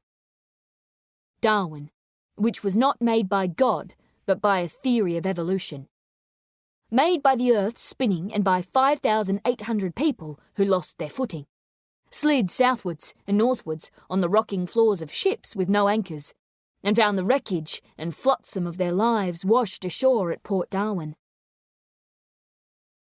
Greek and Italian store owners, Chinese market sellers, Japanese divers, Filipino fishermen, German miners, Afghan cameleers, Thai whores, Malay traders, Javanese labourers, New Guinea labourers, South Sea Island labourers press-ganged onto boats and forced to work inside the Darwin dream. A dream that starts in the Timor Sea on a sheet of turquoise coastal water so clear you feel you could dance on its hard glass. A girl like Molly Hook could make slippers out of that sea glass, and she could wear them to a Country Women's Association ball with a sky-blue satin shop window dress. Those mangroves on the shore would be no place to dance. The mangroves belong to the bodies of root-wedged dead gangsters and the crocodiles who feast on their sins. But inside that mangrove fringe is a place where humans come to reinvent themselves. A place to change your dream, to change your name, to change your ending. Baumgarten to Maze, Molly to Marlene. Nobody knows anything and everybody keeps it that way. Don't trouble the man in the black hat 3 stools down along the blood-stained bar of the National Hotel. He's the devil on a day off. The Darwin sunset is gold, then red, then purple, then black. The town is corrugated iron fortress homes that fall with a sneeze. Dirt for roads and dirt for air. Cyclone ravaged for a century. Architectural impermanence. Darwin dreams in sun golds and earth browns. It dreams in violet rain and wind. Nungalinga, Sam Greenway once told Molly Hook. That's the Dreamtime ancestor in charge of the cyclones and storms that tear the tin skin off town pubs and stores with a single whistle from his lips. Sam said Nungalinga is angry at all the white settlers who kept landing in Port Darwin, keep skipping ashore with their pickaxes and shovels to chip away at Old Man Rock. Nungalinga, Sam said, lifts fishing boats from the sea, sucks them into the air and bats them 100 yards through the wind against shore rocks that smash metal hulls the same way all those white settlers smash the cells of fat, clawed East Point mud crabs. The Darwin dream has a smell, and it smells like the maggots eating all those discarded crab claws. It smells like all the cut ends of vegetables left to rot in Chinatown bins that dingoes and lost dogs tip over after dark. Darwin dreams in drink and sweat, warm beer and toil, fat-bellied fist fighters and men who piss in buckets beneath their bar stools. Empty car bodies left abandoned in the streets outside town by empty men who shot themselves dead inside them. It's frontier territory where nothing stays nailed down. America's Wild West, all the way down here in Australia's Wild North. Some came by boat, and some just emerged from the dust. They crawled out of the dirt and dusted off their shoulders and staggered into the Victoria Hotel on Smith Street for 3 shots of black rum, then a glass of water. Darwin dreams in dinner dances and wood-chopping contests and travelling freak show tents where Sydney wolf boys and Melbourne pig girls reel in horror at the ticket-buying Darwin locals staring at them through the glass. Van Diemen Gulf and Snake Bay to the north, South Alligator River to the east, the rum jungle to the south, and beyond it all, the vast ancient wetlands and wilderness of Molly Hook's wild dreams. The prehistoric stone and vine country, the deep country. Suffocating monsoon forests and tidal flats and jagged plateaus and rock formations that tower over the city buildings of the London and New York and Paris in Molly's head. Giant tree rats just on the outskirts of town, killer snakes beneath your bed, killer spiders crawling up your trouser legs. Here are Japanese pearling crews tying down rickety luggers in Darwin Harbour. Here are Christian missionaries instructing Aboriginal servants whose families once sang on the land where they now dust down church pews.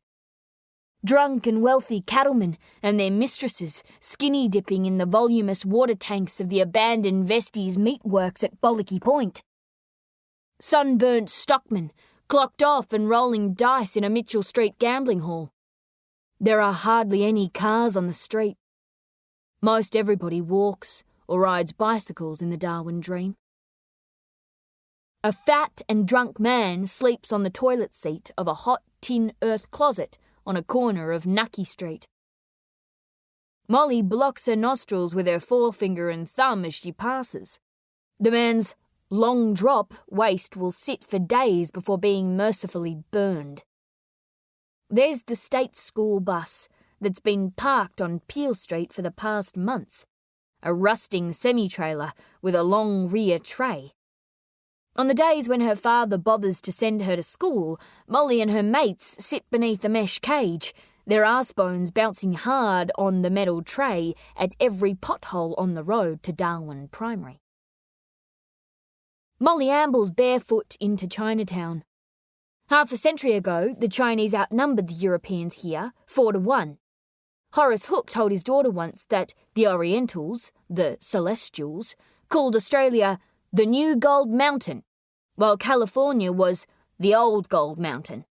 Then the new gold finds got old too, and half the Chinese left. The other half stayed to keep breaking their backs for 5 shillings a day, building the railway line from Port Darwin to the gold fields of Pine Creek. Then, when the railway line was finished, Horace said, when there was no more hard labour to be done by the Chinese, the government told 'em they'd best not lob in here no more. Horace considered that for a moment. Nice bastards, eh? Molly nods to an old Chinese woman selling green mangoes from a table at the side of the wide yellow dirt road of Kavanagh Street. She passes a Chinese tailor, a Chinese fruit market, a stonemason's workshop. 4 Chinese fishermen walk alongside a thin and hungry brown horse, pulling a cart filled with the day's haul of trap-caught fish off Fanny Bay. Another old woman in front of a vegetable market stirs a pot of seafood soup. A Chinese boy, by her side, wears a white, long-sleeved shirt and white pants. His hair is tied by a band in the centre of his scalp, and it sprouts from his head the way a bunch of celery rises from dirt. His top button is done up so tight his neck fat spills over his collar. He blows on a red paper windmill, spinning on the end of a bamboo stick. Corrugated iron sheds of blue-grey and rust, and Chinese characters on the subtlest signage lining entryways to stores and workshops. Families of 14 share ramshackle 2-storey dwellings made of scavenged materials, old car bonnets and flattened and nailed kerosene tins turned into walls. While the wealthy whites who frequent these markets and stalls live in raised houses where they sip gin on wide latticed verandas and their air blows against wet kerchiefs around their necks. Molly sees old Chinese men with hollowed cheeks and white chin hairs, finger-shaped so that their beards look like white flames when they blow in the Darwin breeze.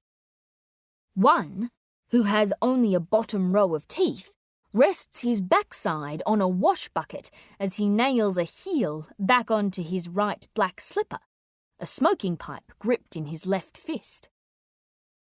Molly stops briefly outside her favourite store. Feng Chiong Lung's rambling giftware and clothing shop, filled with Chinese dolls and red and blue and green Chong Sams and camphor wood boxes carved with the outlines of dragons and emperors and Chinese princesses. She walks past the Crown Bakery and Sons Inc. tailors to the 2-storey white-walled bloodhouse of Gordon's Don Hotel. She creeps up to the sprawling pub's swinging entry doors and sneaks a look inside, eyes drawn straight to the bar, just as 2 stockmen in shorts fall down arm in arm singing a song about Ireland. They roll into the stool-bound legs of Horace and Aubrey Hook, and it's Molly's uncle who kicks the Irish beer swillers away with a push of his right boot while keeping a firm grip on a foggy glass of brown spirit. Horace Hook, as if by instinct, turns his slow-moving neck and his bloodshot eyes to the swinging entry doors. He's all shadow, and he's too dark and drunk to know if it's his only daughter standing beyond those swinging doors, or if, in fact, it's the ghost of Lisbeth Fleming, and she's come to collect what rightfully belongs to her, Horace Hook's grey-coloured heart and the pitch-black soul of his older brother, Aubrey.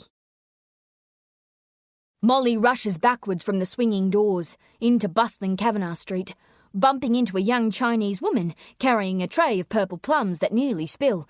"Sorry," Molly says, and she runs now because night is here and she needs to go home. She needs to find the red tin thimble. It has to be there. It has to be there.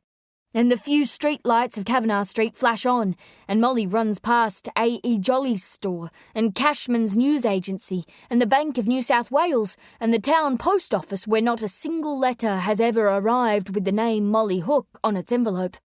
Run, Molly, run. Dig, Molly, dig. Heart pounding. Dirt roads beneath her feet. Speed, motion, destiny. But wait! There's a face she knows on her left.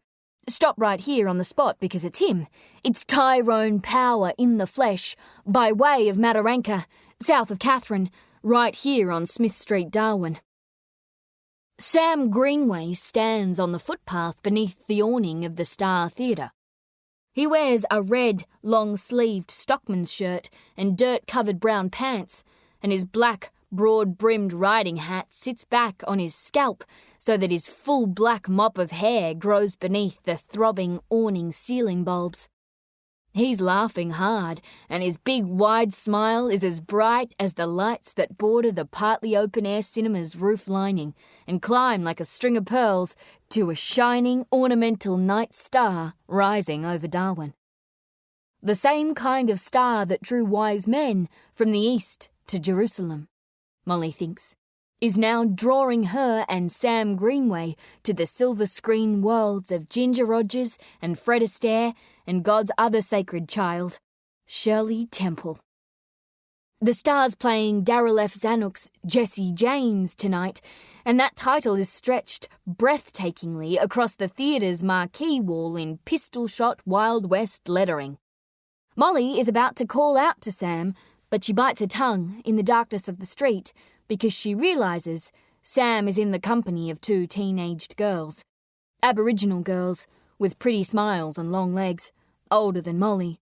So old that Molly can see how their breasts are filling out their Sunday school dresses. Other Aboriginal families file out of the theatre around them. There are no white families at the pictures tonight. Of course, those girls see in Sam what Molly sees.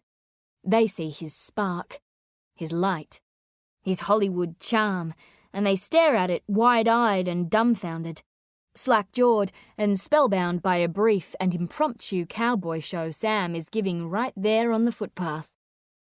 He fixes his cowboy hat and snarls in the face of an imaginary Wild West lawman. "Well, Marshal," he says in his thickest Missouri accent, "I'm just about done here listening to you rabbit on about my indiscretions, and I'm gonna guess your hand don't move half as quick as your mouth."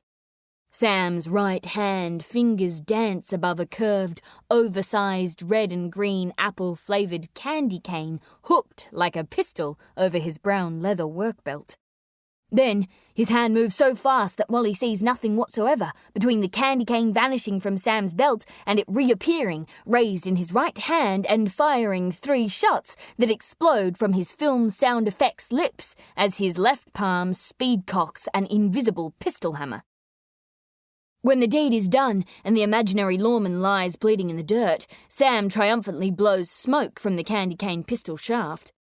In a flurry of movement worthy of a circus act, he spins the pistol vertically on his right forefinger, then shifts it into a horizontal spin that lasts a full minute. And those young women he came to the pictures with are so mesmerised by his cowboy skills, they can only giggle because their bodies are too frozen by awe to clap their hands. Then, as fast as the pistol was drawn, it is holstered tightly and securely back in Sam's belt. Only now do the girls clap. Sam tips his hat to his audience with a wink. "And what brings you fine ladies to a no-good, blood-sucking town like—" His words are cut short by an imaginary bullet in his back that sends him staggering forward into the arms of his audience. "Oh, it's that fella Bob Ford," he coughs, imaginary blood spilling from his cowboy lips. "He done shot me in the back." Sam falls grandly to the ground, the last beats of a short and tragic cowboy life pulsing out of his shoulders. "Please, ma'am," he whispers to the taller of the 2 young women, "would you grant this sorry outlaw one last kiss before he rides off into hell?" And Molly sees from the darkness of the road that the cowboy's dying wish is granted. The tallest girl kneels over Sam and gently places a kiss upon his lips.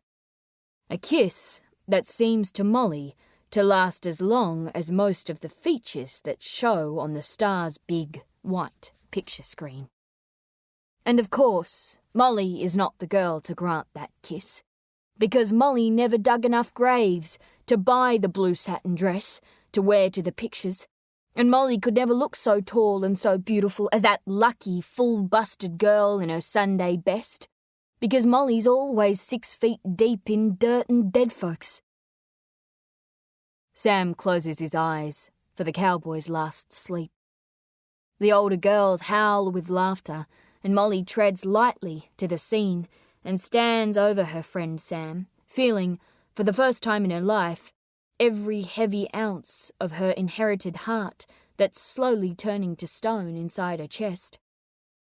"Hi, Sam," she says softly. Sam opens his eyes. He beams wide. "Hi, Moll," he hollers. He springs to his feet. "I didn't know you were coming out tonight." He looks her up and down. "You're going to need shoes on if you want to catch the next picture. All the whites are coming back for bogey in High Sierra. We just seen Jesse James. You would have loved it. They had that Tyrone fella you like playing Jesse." "Tyrone Power," Molly says flatly. Sam looks her up and down again, deeper this time. "You all right, Mom?" The tall girl wants to go. "You coming, Sam?" she asks. "We're all swimming under the stars at Bestie's." Sam smiles. "I'll catch up later," he says. "I want to stick with me little outlaw mate here for a bit." The older girls turn, stroll away along Smith Street. "I'm not so little," Molly says, her eyes turned away. Sam chuckles, nods his head. "Yeah, I know, Moll. You're bigger than Bogart in my book." He pats her shoulder. "Wait here for a second," he says, excited. "I want to introduce you to a friend of mine." He disappears down a lane off Smith Street. Molly sits in the gutter, rests her elbows on her knees. Horse hooves clop along the dirt road of Smith Street, and Sam moves into the light, bouncing gently on a saddle tied to a handsome dark chestnut horse with white markings on its lower legs, like it's wearing long socks. "This is Danny," Sam says, a hand rubbing the horse's crest. "He's a hot blood colt, Moll. Real fast, fit as a bull. Danny and me have been down south hunting them buffalo through the rum jungle. He never stops, this fella. Jumps on them beasts like lightning striking. Bang!" Sam holds his hand out to Molly. He turns into Jesse James once more. He turns into Tyrone Power. "Ma'am, would you grant a lonely cowboy the pleasure of your company?" he asks. That impossible smile. Molly Hook cannot hop up onto that horse tonight. Molly Hook needs to get home. But Marlene Skye can take that young man's hand. And Marlene Skye does. The moon and the stars and Molly and Sam and Danny clip-clopping towards the Timor Sea. Molly's arms around Sam's hard, flat stomach. Her tired head resting on his shoulders, his warm shoulders. The Darwin heat even at night time, making him sweat beneath his riding shirt. The smell of earth and horses and land, and the hope of some alternative road that extends beyond Hollowwood Cemetery. Sam revels in Danny's wonder, explains in vivid detail how the horse made him shine in front of his aging boss, Walt Hale, co-owner of Johnston Traders, one of the region's most seasoned buffalo hunting outfits, which has ties right back to the 1840s when the Asian buffalo was brought to the rapidly colonised Coburg Peninsula for meat and milk. The multiplying and soon wild buffalo took a liking to the Northern Territory's vast coastal floodplains, and canny riflemen, like Walt's father, Paddy Hale, made a fortune sending buffalo hides overseas and across the country to become industrial-grade leather coverings and belts. The buffalo horns became inlays for gun stocks and fancy handles for knives that international hunters could use to kill more beasts to make more belts and knife handles. "But it ain't no picnic bringing a buffalo down," Sam says. "They don't just drop like pigeons, Moll." Sam kicks his boot heel hard into Danny's belly, and the horse clicks to a trot and then to a gallop. Raised coastal houses pass across Molly's vision in a blur, and she holds tighter to Sam's stomach. "Yeah!" he hollers, and the hot blood colt speeds along the esplanade towards Darwin Harbour, and Sam holds the reins in one hand as he leans over far. Too far, Molly says, to his left like a circus rider. "You gotta get your horse right up close to that charging and blustering buffalo, and you gotta get your rifle tip right against the head," he shouts. He extends his left arm like it's a rifle in his hand. "You put that rifle so close you want it touching its cheek. But you need a quick, brave horse to do that for you. And that's what Danny here is. One hand keeping Danny steady and one hand on the trigger. Bang! Danny slows to a walk, passing the Lamoureux Baths and Lamoureux Beach, and Molly wonders if even the horse is stunned into silence by what they see filling the black night waters of Darwin Harbour. United States Navy warships, moonlit and starlit and spotlit. The reflections of the still harbour waters shimmering against their grey sidings that run on for 100 yards and more.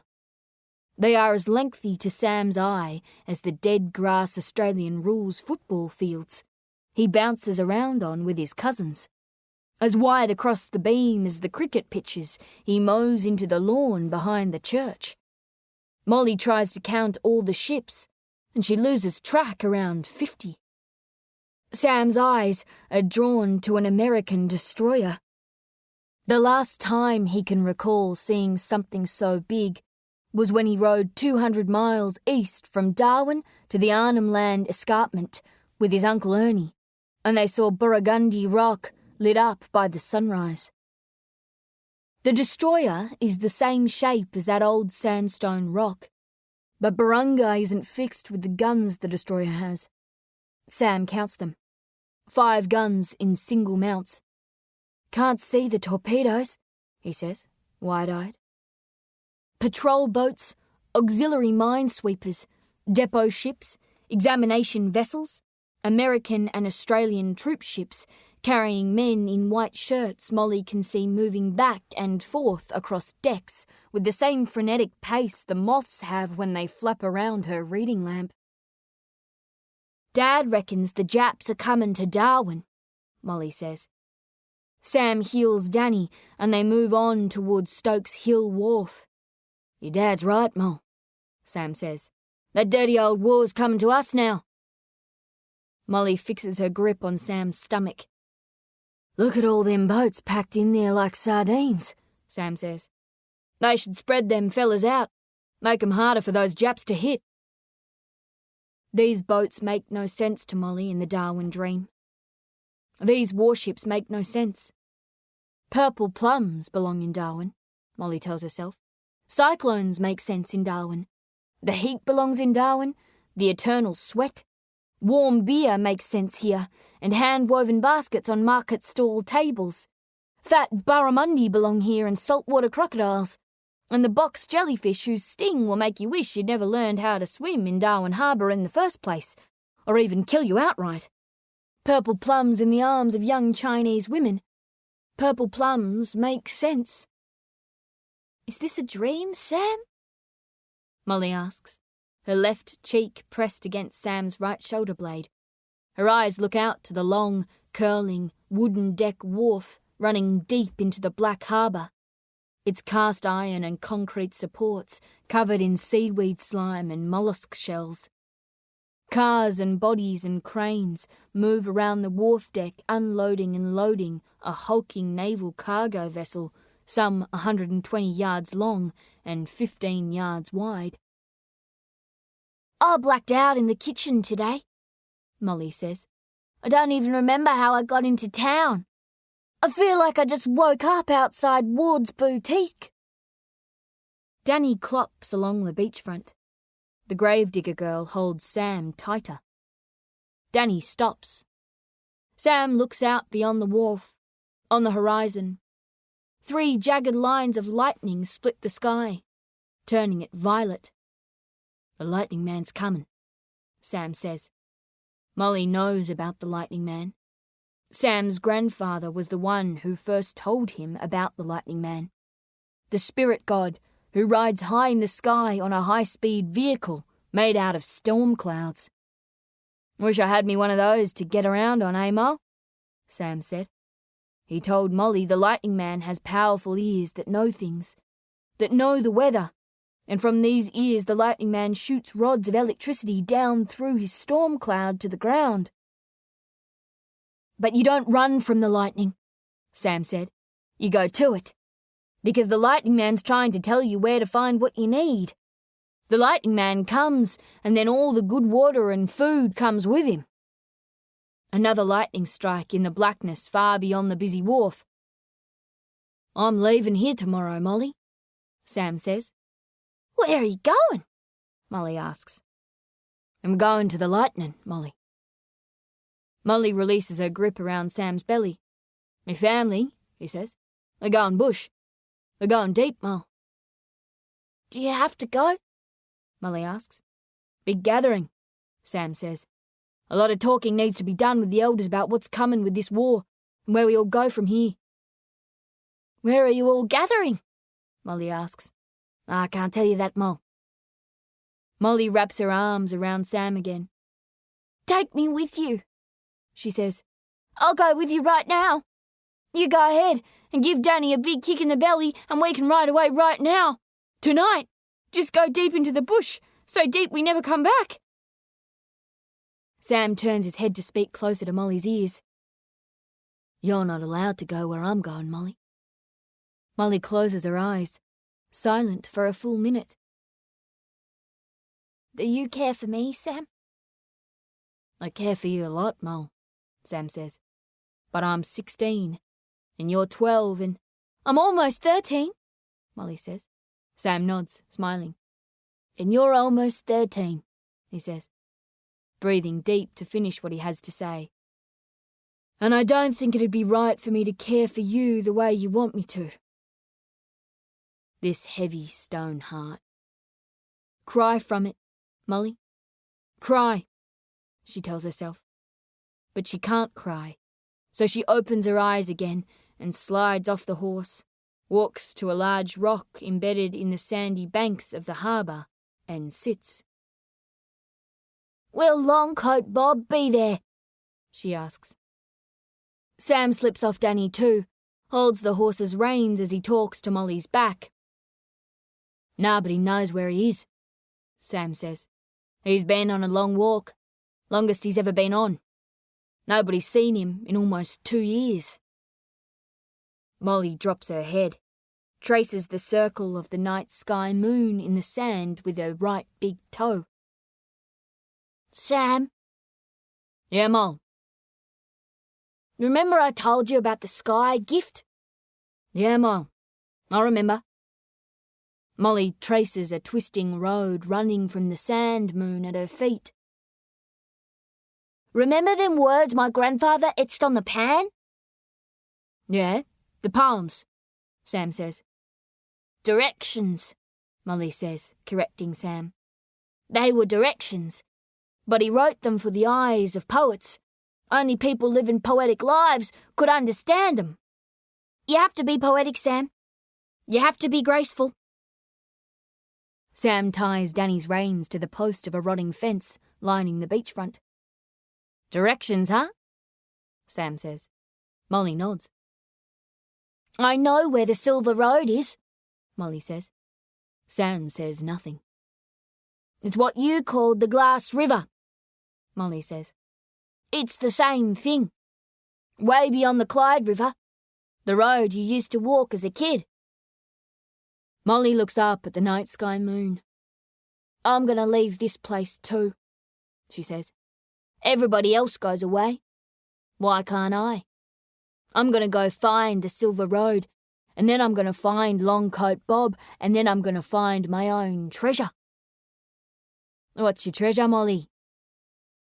Answers. Answers to what, Mol? Why he did what he done to my family? How he's gonna undo what he did. Sam finds a place on the beach rock beside Molly, and he tells her, not for the first time, his deep, gutted, full-flesh heart feeling about Longcoat Bob's curse. There is no curse, Molly, he says. Longcoat Bob don't work like that. He can't work like that. He's not able. There is only what the land and the sky deems right and wrong. Sam said this before too. It wasn't Longcoat Bob who put the dark on your grandfather, he continues. Only the earth can do that. Only that twinkling stuff up there can do that, Mol. The land and the stars were watching. They both said your grandfather was wrong to do what he done. He took gold from the earth, and the earth didn't want that gold took. The earth rebelled, Molly. It turned on your grandfather. You start walking into places you don't belong, and it might just turn on you too. Molly dwells on this for a long moment.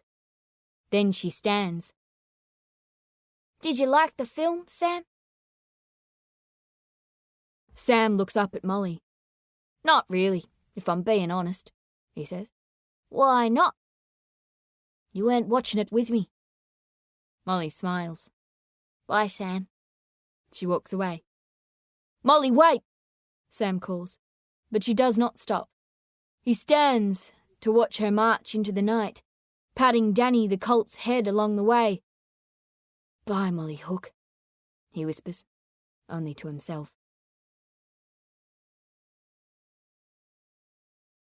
Two shadows in the cramped kitchen of the caretaker's house at Hollowwood Cemetery. The Hook brothers, Horace and Aubrey.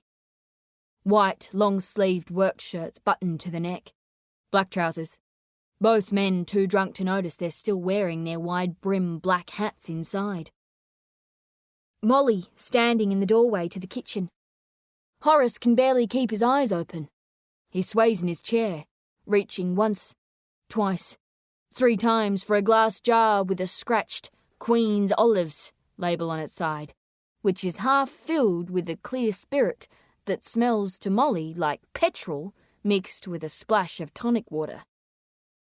Aubrey stares at her through the dark slits of his dead black eyes, his right forefinger circling a small glass of the same spirit. Horace's head finally stays still long enough to see his daughter standing expressionless and mute inside the kitchen. Then a thought reaches his clouded brain. Molly knows it's a dark thought.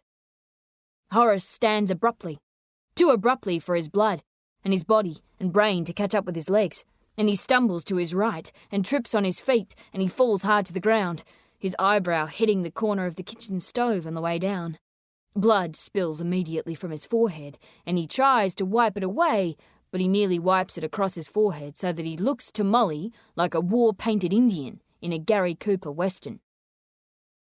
"Dad!" Molly says, kneeling down, hands out to help her father regain his equilibrium. But he doesn't lean on those hands. He only grabs them and reefs them towards his head before scrambling to his feet and reaching for the razor strop that hangs from a nail by the stove. He pushes Molly against the kitchen table and forces her head down hard, knocking his drinking jar off the table and smashing it on the floor. And Aubrey Hook sits perfectly still, with his right hand gripped around his glass as he stares into the eyes of his niece, while her father flogs her backside and her rear thighs with the razor strop. Up and down and up and down. The movement of the thick leather strop and the pulsing of the kitchen light bulb. Welts upon welts upon welts. Blood upon blood. 10 lashes. 12. 15. 18 in total. And Molly Hook is so truly grateful in this moment for the curse of Longcoat Bob, because her stone heart is surely the only thing that is keeping her from crying in front of her dumb-faced, dark shadow uncle, whose black eyes she refuses to turn away from, no matter how loud that strop whacks, no matter how deep it stings and cuts. Do not look away, Molly. Dig, Molly, dig. Whack and whack and whack and whack. Dig and dig and dig and dig. And Aubrey Hook's lips smile beneath his thick black moustache, and he raises a moonshine toast to the gravedigger girl. And then he howls with deranged laughter, rejoicing in the music he hears in his head, the music made by leather meeting skin. Graves at her command. Sleep, Molly, sleep. Keep the bedroom door shut. Stay right here until they are gone, or until they are dead. Her bed is a single mattress on a wooden floor by a chaise with a small square mirror. Rising damp in the wood walls. It's morning, well past dawn, and Horace and Aubrey Hook still scream and laugh and bellow beyond her bedroom door. She has her mother's copy of The Complete Works of William Shakespeare, taken from the living room bookshelf and shaken furiously from the landing to expunge the silverfish wiggling through its fertile pages. A black hardback cover, pages yellowing and brittle. She reads with her belly pressed against the mattress to ease the pressure on her throbbing arse and the whip-welted backs of her thighs. Her head leaning over the end of the mattress, her elbows and the open Shakespeare flat on the floor. The gravedigger girl reads The Tempest. It's about the wind and the rain, about the kinds of storms that strike Darwin in the stifling summer, when men like Aubrey and Horace Hook turn strange and vengeful, like Prospero the sorcerer, who can wield the wind and the rain, and who can raise the dead from grim and sorry graveyards. Graves at my command have waked their sleepers, the girl reads. Sleep, Molly, sleep. The Tempest feels like a dream to Molly. One great fevered sea dream. Sleep, Molly, sleep. And like this insubstantial pageant faded, leave not a rack behind, the girl reads. We are such stuff as dreams are made on, and our little life is rounded with a sleep. And she sleeps. She sleeps for 8 hours, and her empty stomach wakes her in darkness. She can hear her father and uncle outside now. They are in the front yard, working the engine of Aubrey's red utility truck. The motor won't start, and the men bark at the car, curse it for not acknowledging their murderous threats. Molly wants to stand, but standing is no longer so easy with the swelling. She pushes herself up with her arms first, then bends her knees, and that motion puts pressure on her backside and pain shoots through her lower back and into her brain. She opens her bedroom door carefully, slips into the living room on the tips of her toes, the hollers of her long, drunk and stupefied father and uncle still safely at a distance in the yard. She scurries down the house's rear steps to the under-house toilet. Agony now, just to pass a small stool. She drops a scoop of sawdust down the long drop. Back upstairs now, and into the kitchen, where she opens the icebox and pushes aside a bowl of fried sheep's brains and tomato sauce and fills her hands with 3 old pork sausages and a block of mould-covered cheese. She opens a small standalone pantry cupboard to find small stacks of mixed canned goods, spam luncheon meat, edgelled tinned peas, and, the only dinner Horace Hook seems to eat these days, Campbell's condensed oxtail soup. Molly takes a can of spam and a can of peas. She finds a can opener in the cutlery drawer. She fills 2 empty glass pint milk bottles with water and scurries back to her bedroom, closing the door behind her. Molly drops her food on the mattress and places the bottles on the floor, then drags her mirrored chaise across the room and pushes it against the back of her bedroom door. She lies back down on the mattress on her belly, bites an end off a pork sausage.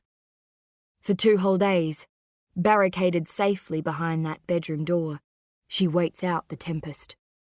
And 3 words keep rattling through her mind like a mantra, like an enchantment, like a spell, like a curse. Dig, Molly, dig. Dusk. Molly hears the utility truck pulling out of the driveway. Her bedroom door creaks open and the noise of it makes her pause. She waits for signs of life through the house. Nothing. She scans the house, assesses the silent fallout of her father's and uncle's deep dive into white spirit. Lamps on their side on the floor, Chairs on their side. Broken glass in the hallway. She'll be expected to clean this up. She will not clean this up. She pads into the kitchen. Empty bottles and shattered glasses. A patch of human hair on the floor. Streaks of blood across the walls. Blood and bile vomit in the sink. Molly fills a cup of water, glugs it down. She sits for a moment at the kitchen table. A beer-stained newspaper on the table covered in bush tobacco and ash. Northern Standard. Days old. Weeks, maybe. It's open at a public notice, an order. Molly dusts off the tobacco, holds the paper up to her eyes. Commonwealth of Australia. Northern Territory Administration. Proclamation. Evacuation order. Citizens of Darwin. The Federal War Cabinet has decided that women and children must be compulsorily evacuated from Darwin as soon as possible, except women required for essential services. Arrangements have been completed and the first party will leave within the next 48 hours. This party will include sick in hospital, expectant mothers, aged and infirm, and women with young children. You have all been issued with printed notices advising you what may be taken, and this must be strictly adhered to. Personal effects must not exceed £35. The staff dealing with evacuation is at the Native Affairs branch in Mitchell Street and will be on duty day and night continuously. The personnel who will make up the first party will be advised during the next few hours, and it will be the duty of all citizens to comply at once with the instructions given by responsible authorities. Remember what your Prime Minister, Mr. Curtin, said recently. The time has gone by for argument. The instruction of the federal government must be carried out. The federal government has made all arrangements for the comfort and welfare of your families in the south. Darwin citizens will greatly assist the war effort by cheerfully carrying out all requests. There will be hardship and sacrifice, but the war situation demands these, and I am sure Darwin will set the rest of Australia a magnificent example to follow. Sergeant C.L.A. Abbott, Administrator of the Northern Territory. Molly places the paper back on the table. She pads to her bedroom and slips on her dig boots. Dig, Molly, dig.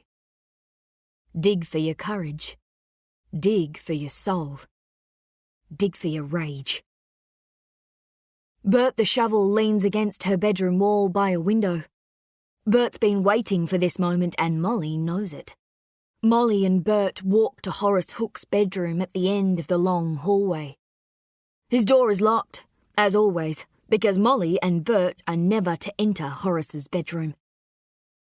Molly raises the shovel in two hands, the way she might point a spear at a lion, and she drives the shovel blade hard and fast into the wood where the lock meets the door. The blade digs in, the old wood splitting and splintering. Molly pulls Bert back and drives him in again and again. Finally, he digs in hard, and Molly puts all her weight on the end of the shovel and the door cracks and flies open. Her father's room is dark and smells of sweat and sick and spirits. The liquor kind and maybe the ghost kind too. She slides under her father's bed, grips a large canvas drawstring duffel bag filled with tools, drags it out and dumps its contents on the floor. Blunt pickaxes and files, hammers and spades. She takes the duffel bag into the kitchen, fills it with every canned food she can find in the pantry. Canned corned beef, canned corn. 1 can of Nestle Sunshine powdered milk. Molly hurries back to her bedroom, finds her leather water bag in the corner of her room beside a wide-brimmed yard hat, which she stuffs in the duffel bag. Back into the kitchen to fill the water bag, then back to her father's bedroom where she digs her shoulder into the side of a chest of drawers. She pushes hard with her legs, her boots slipping on the floorboards but sticking enough to slide the chest of drawers a few feet across the room. 3 wooden panels in the newly exposed floor are shorter than those flanking them. Molly kneels down and finds a crack wide enough for her to slip in her right forefinger and pull one panel up. Her left hand removes the other 2 panels, then her right hand reaches into the space not more than 1 foot deep between the bedroom floorboards and the underhouse ceiling. She knows what she's looking for. A black metal box, lidded and locked. Not much bigger than the square shortbread biscuit tins lining the shelves at A.E. Jolly's store in town. She does not replace the panels or slide the chest of drawers back where it was. There is no time for that now. While we have time, she says to herself, let us do good. The Japs are coming. Time is running out. There is only time enough to be good. Darkness now in Hollowwood Cemetery. Molly carries a kerosene lamp, but she could find her way through this cemetery without a light. She could close her eyes and make it through this death hall just by running her hands over the shapes of the cemetery headstones. Martha Sorensen, 1842 to 1908. Granite stonework, ridgetop contouring. In loving memory of dear mother. Someone might be alive today who misses Martha Sorensen the way Molly misses her mother. Teddy Byrne, 1854 to 1904. Limestone in a beveled block. Sure is dark down here, Teddy offers on his headstone. Teddy reminds Molly to laugh. Edwin Harper, 1803 to 1887, reminds Molly to carry on. Edwin Harper, robbed, stabbed twice in neck, 22 years. Survived sinking of Fortuna, 33 years. Met June Mooney, 35 years. Farewelled June, 83 years. Died, 84 years. Norman Ballard, 1877 to 1926. Blue pearl granite, Gothic top contouring. The end and reward of toil is rest. Molly cannot rest. Not yet. Not until she has opened the black metal box tucked under her left arm. Bonnie Russell, 1865 to 1923. Grey limestone. Apex top contouring. An epitaph line that Molly hopes every night in her sleep will turn out to be true. Death is only a wall between 2 gardens. Molly standing in one garden on one side of that wall, here in the Northern Territory. Her garden filled with ironwood trees and fern-leaved grevilleas with orange flowers, the colour of fire. Her mother, Violet, on the other side of that wall, standing among roses, red and pink roses, and nothing else. She's smiling. She's waiting. So much love inside a cemetery. So much loss. But so much love. It's the one thing Violet appreciated about grave digging. She called it the romance of the cemetery, though Horace never understood what she meant. Ain't nothing romantic about it, he said. Just holes for dust and bones. But Violet saw the poetry in the place. She saw those lines on Sherry Lawson's grave. 1854 to 1917. India red granite, a serpentine contour on top. Every day at 3:30, a whispered name, Cherie, and you sail back to me, across the eternal sea. A simple line of love for Henry Prendergast, 1866 to 1909. I miss your hand in mine. The simple reflection on the life of Hazel Collins, 1854 to 1926. Died grateful, died loved. The harrowing epitaphs to children. Violet Hook told Molly that these reminded her to be grateful. Love lies below, hope flies above. We held you for a day, we hold your heart forever. They reminded Violet of all she stood to lose. Molly's yellow lamp lights up the darkened cemetery lanes. Her duffel bag hangs on her back with the strap stretching from her left shoulder to her right hip. Bert the shovel rests like a sheathed sword between her shoulder blade and the bag strap. All these gravestones she knows so well. All these life lessons from people in the beyond. Marion Curtis, 1854 to 1908. Loved in life, lamented in death. Lucille Clifford, 1823 to 1874. While we have time, let us do good. Molly was raised on these lessons, these headstone messages to God, all that trust in faith. Blessed are the pure in heart. Eternity be thou my refuge. I know that my Redeemer liveth. A lonely scene shall thee restore. Last words left behind by the dead. Concluding truths after lifetimes endured. But can she believe them? Can she believe the words of Eunice Milton, 1875 to 1934? Don't grieve, for what we lose comes around in another form. Because Molly likes that one. She wants to believe in Eunice Milton. She won't grieve the loss of her mother, because Violet Hook is still here, in another form. Molly just hasn't found her yet, but she's here. She's come around again. Now the night sky speaks to her. What makes you so sure, Molly? The night sky asks. I can feel her, she says, because to respond to the night sky like this is to be graceful and poetic. Where can you feel her? Everywhere, Molly says. In trees, in flowers, in the rocks, in the dirt. Molly rushes on with her lamp. Did she come back around in another form? Molly asks the night sky. You've been talking to the day sky again, haven't you? A little bit, Molly says. It's a lie, Molly. What is? The day sky. Be wary of the things it tells you. The day sky is an illusion. It's a trick. You believe it's so blue and so real, you can touch it. But the truth is, Molly, the day sky is just more of me. More black, and the black goes on forever. A boundless sea. A black sea, with no shore, the night sky says. Never ending or beginning.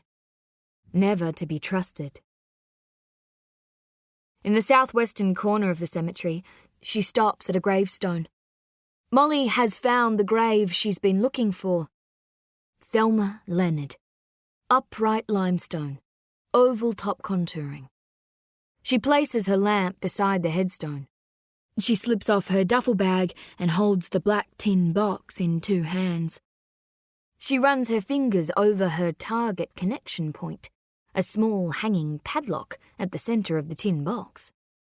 Then, with a fierce swing of her gravedigger girl arms, she smashes the tin box against Thelma Leonard's headstone. But the box does not break open. There are items in the box, hard and small, and they rattle and bang against the insides as though Molly's holding a box of lit Chinatown firecrackers. Molly tries again, with another rabid, wild gravedigger girl swing that dents the box but does not break it open. What are you doing, Molly? The night sky asks. I'm putting it all back, she says. You don't have time for this, Molly, the night sky says. The pubs are closing in town. They'll be home soon. What makes you so sure? Night sky tells no lies, Molly. Molly looks up to the black sky blanket beyond the hanging leaves of the milkwood tree. She looks back down at the black rock frog rock.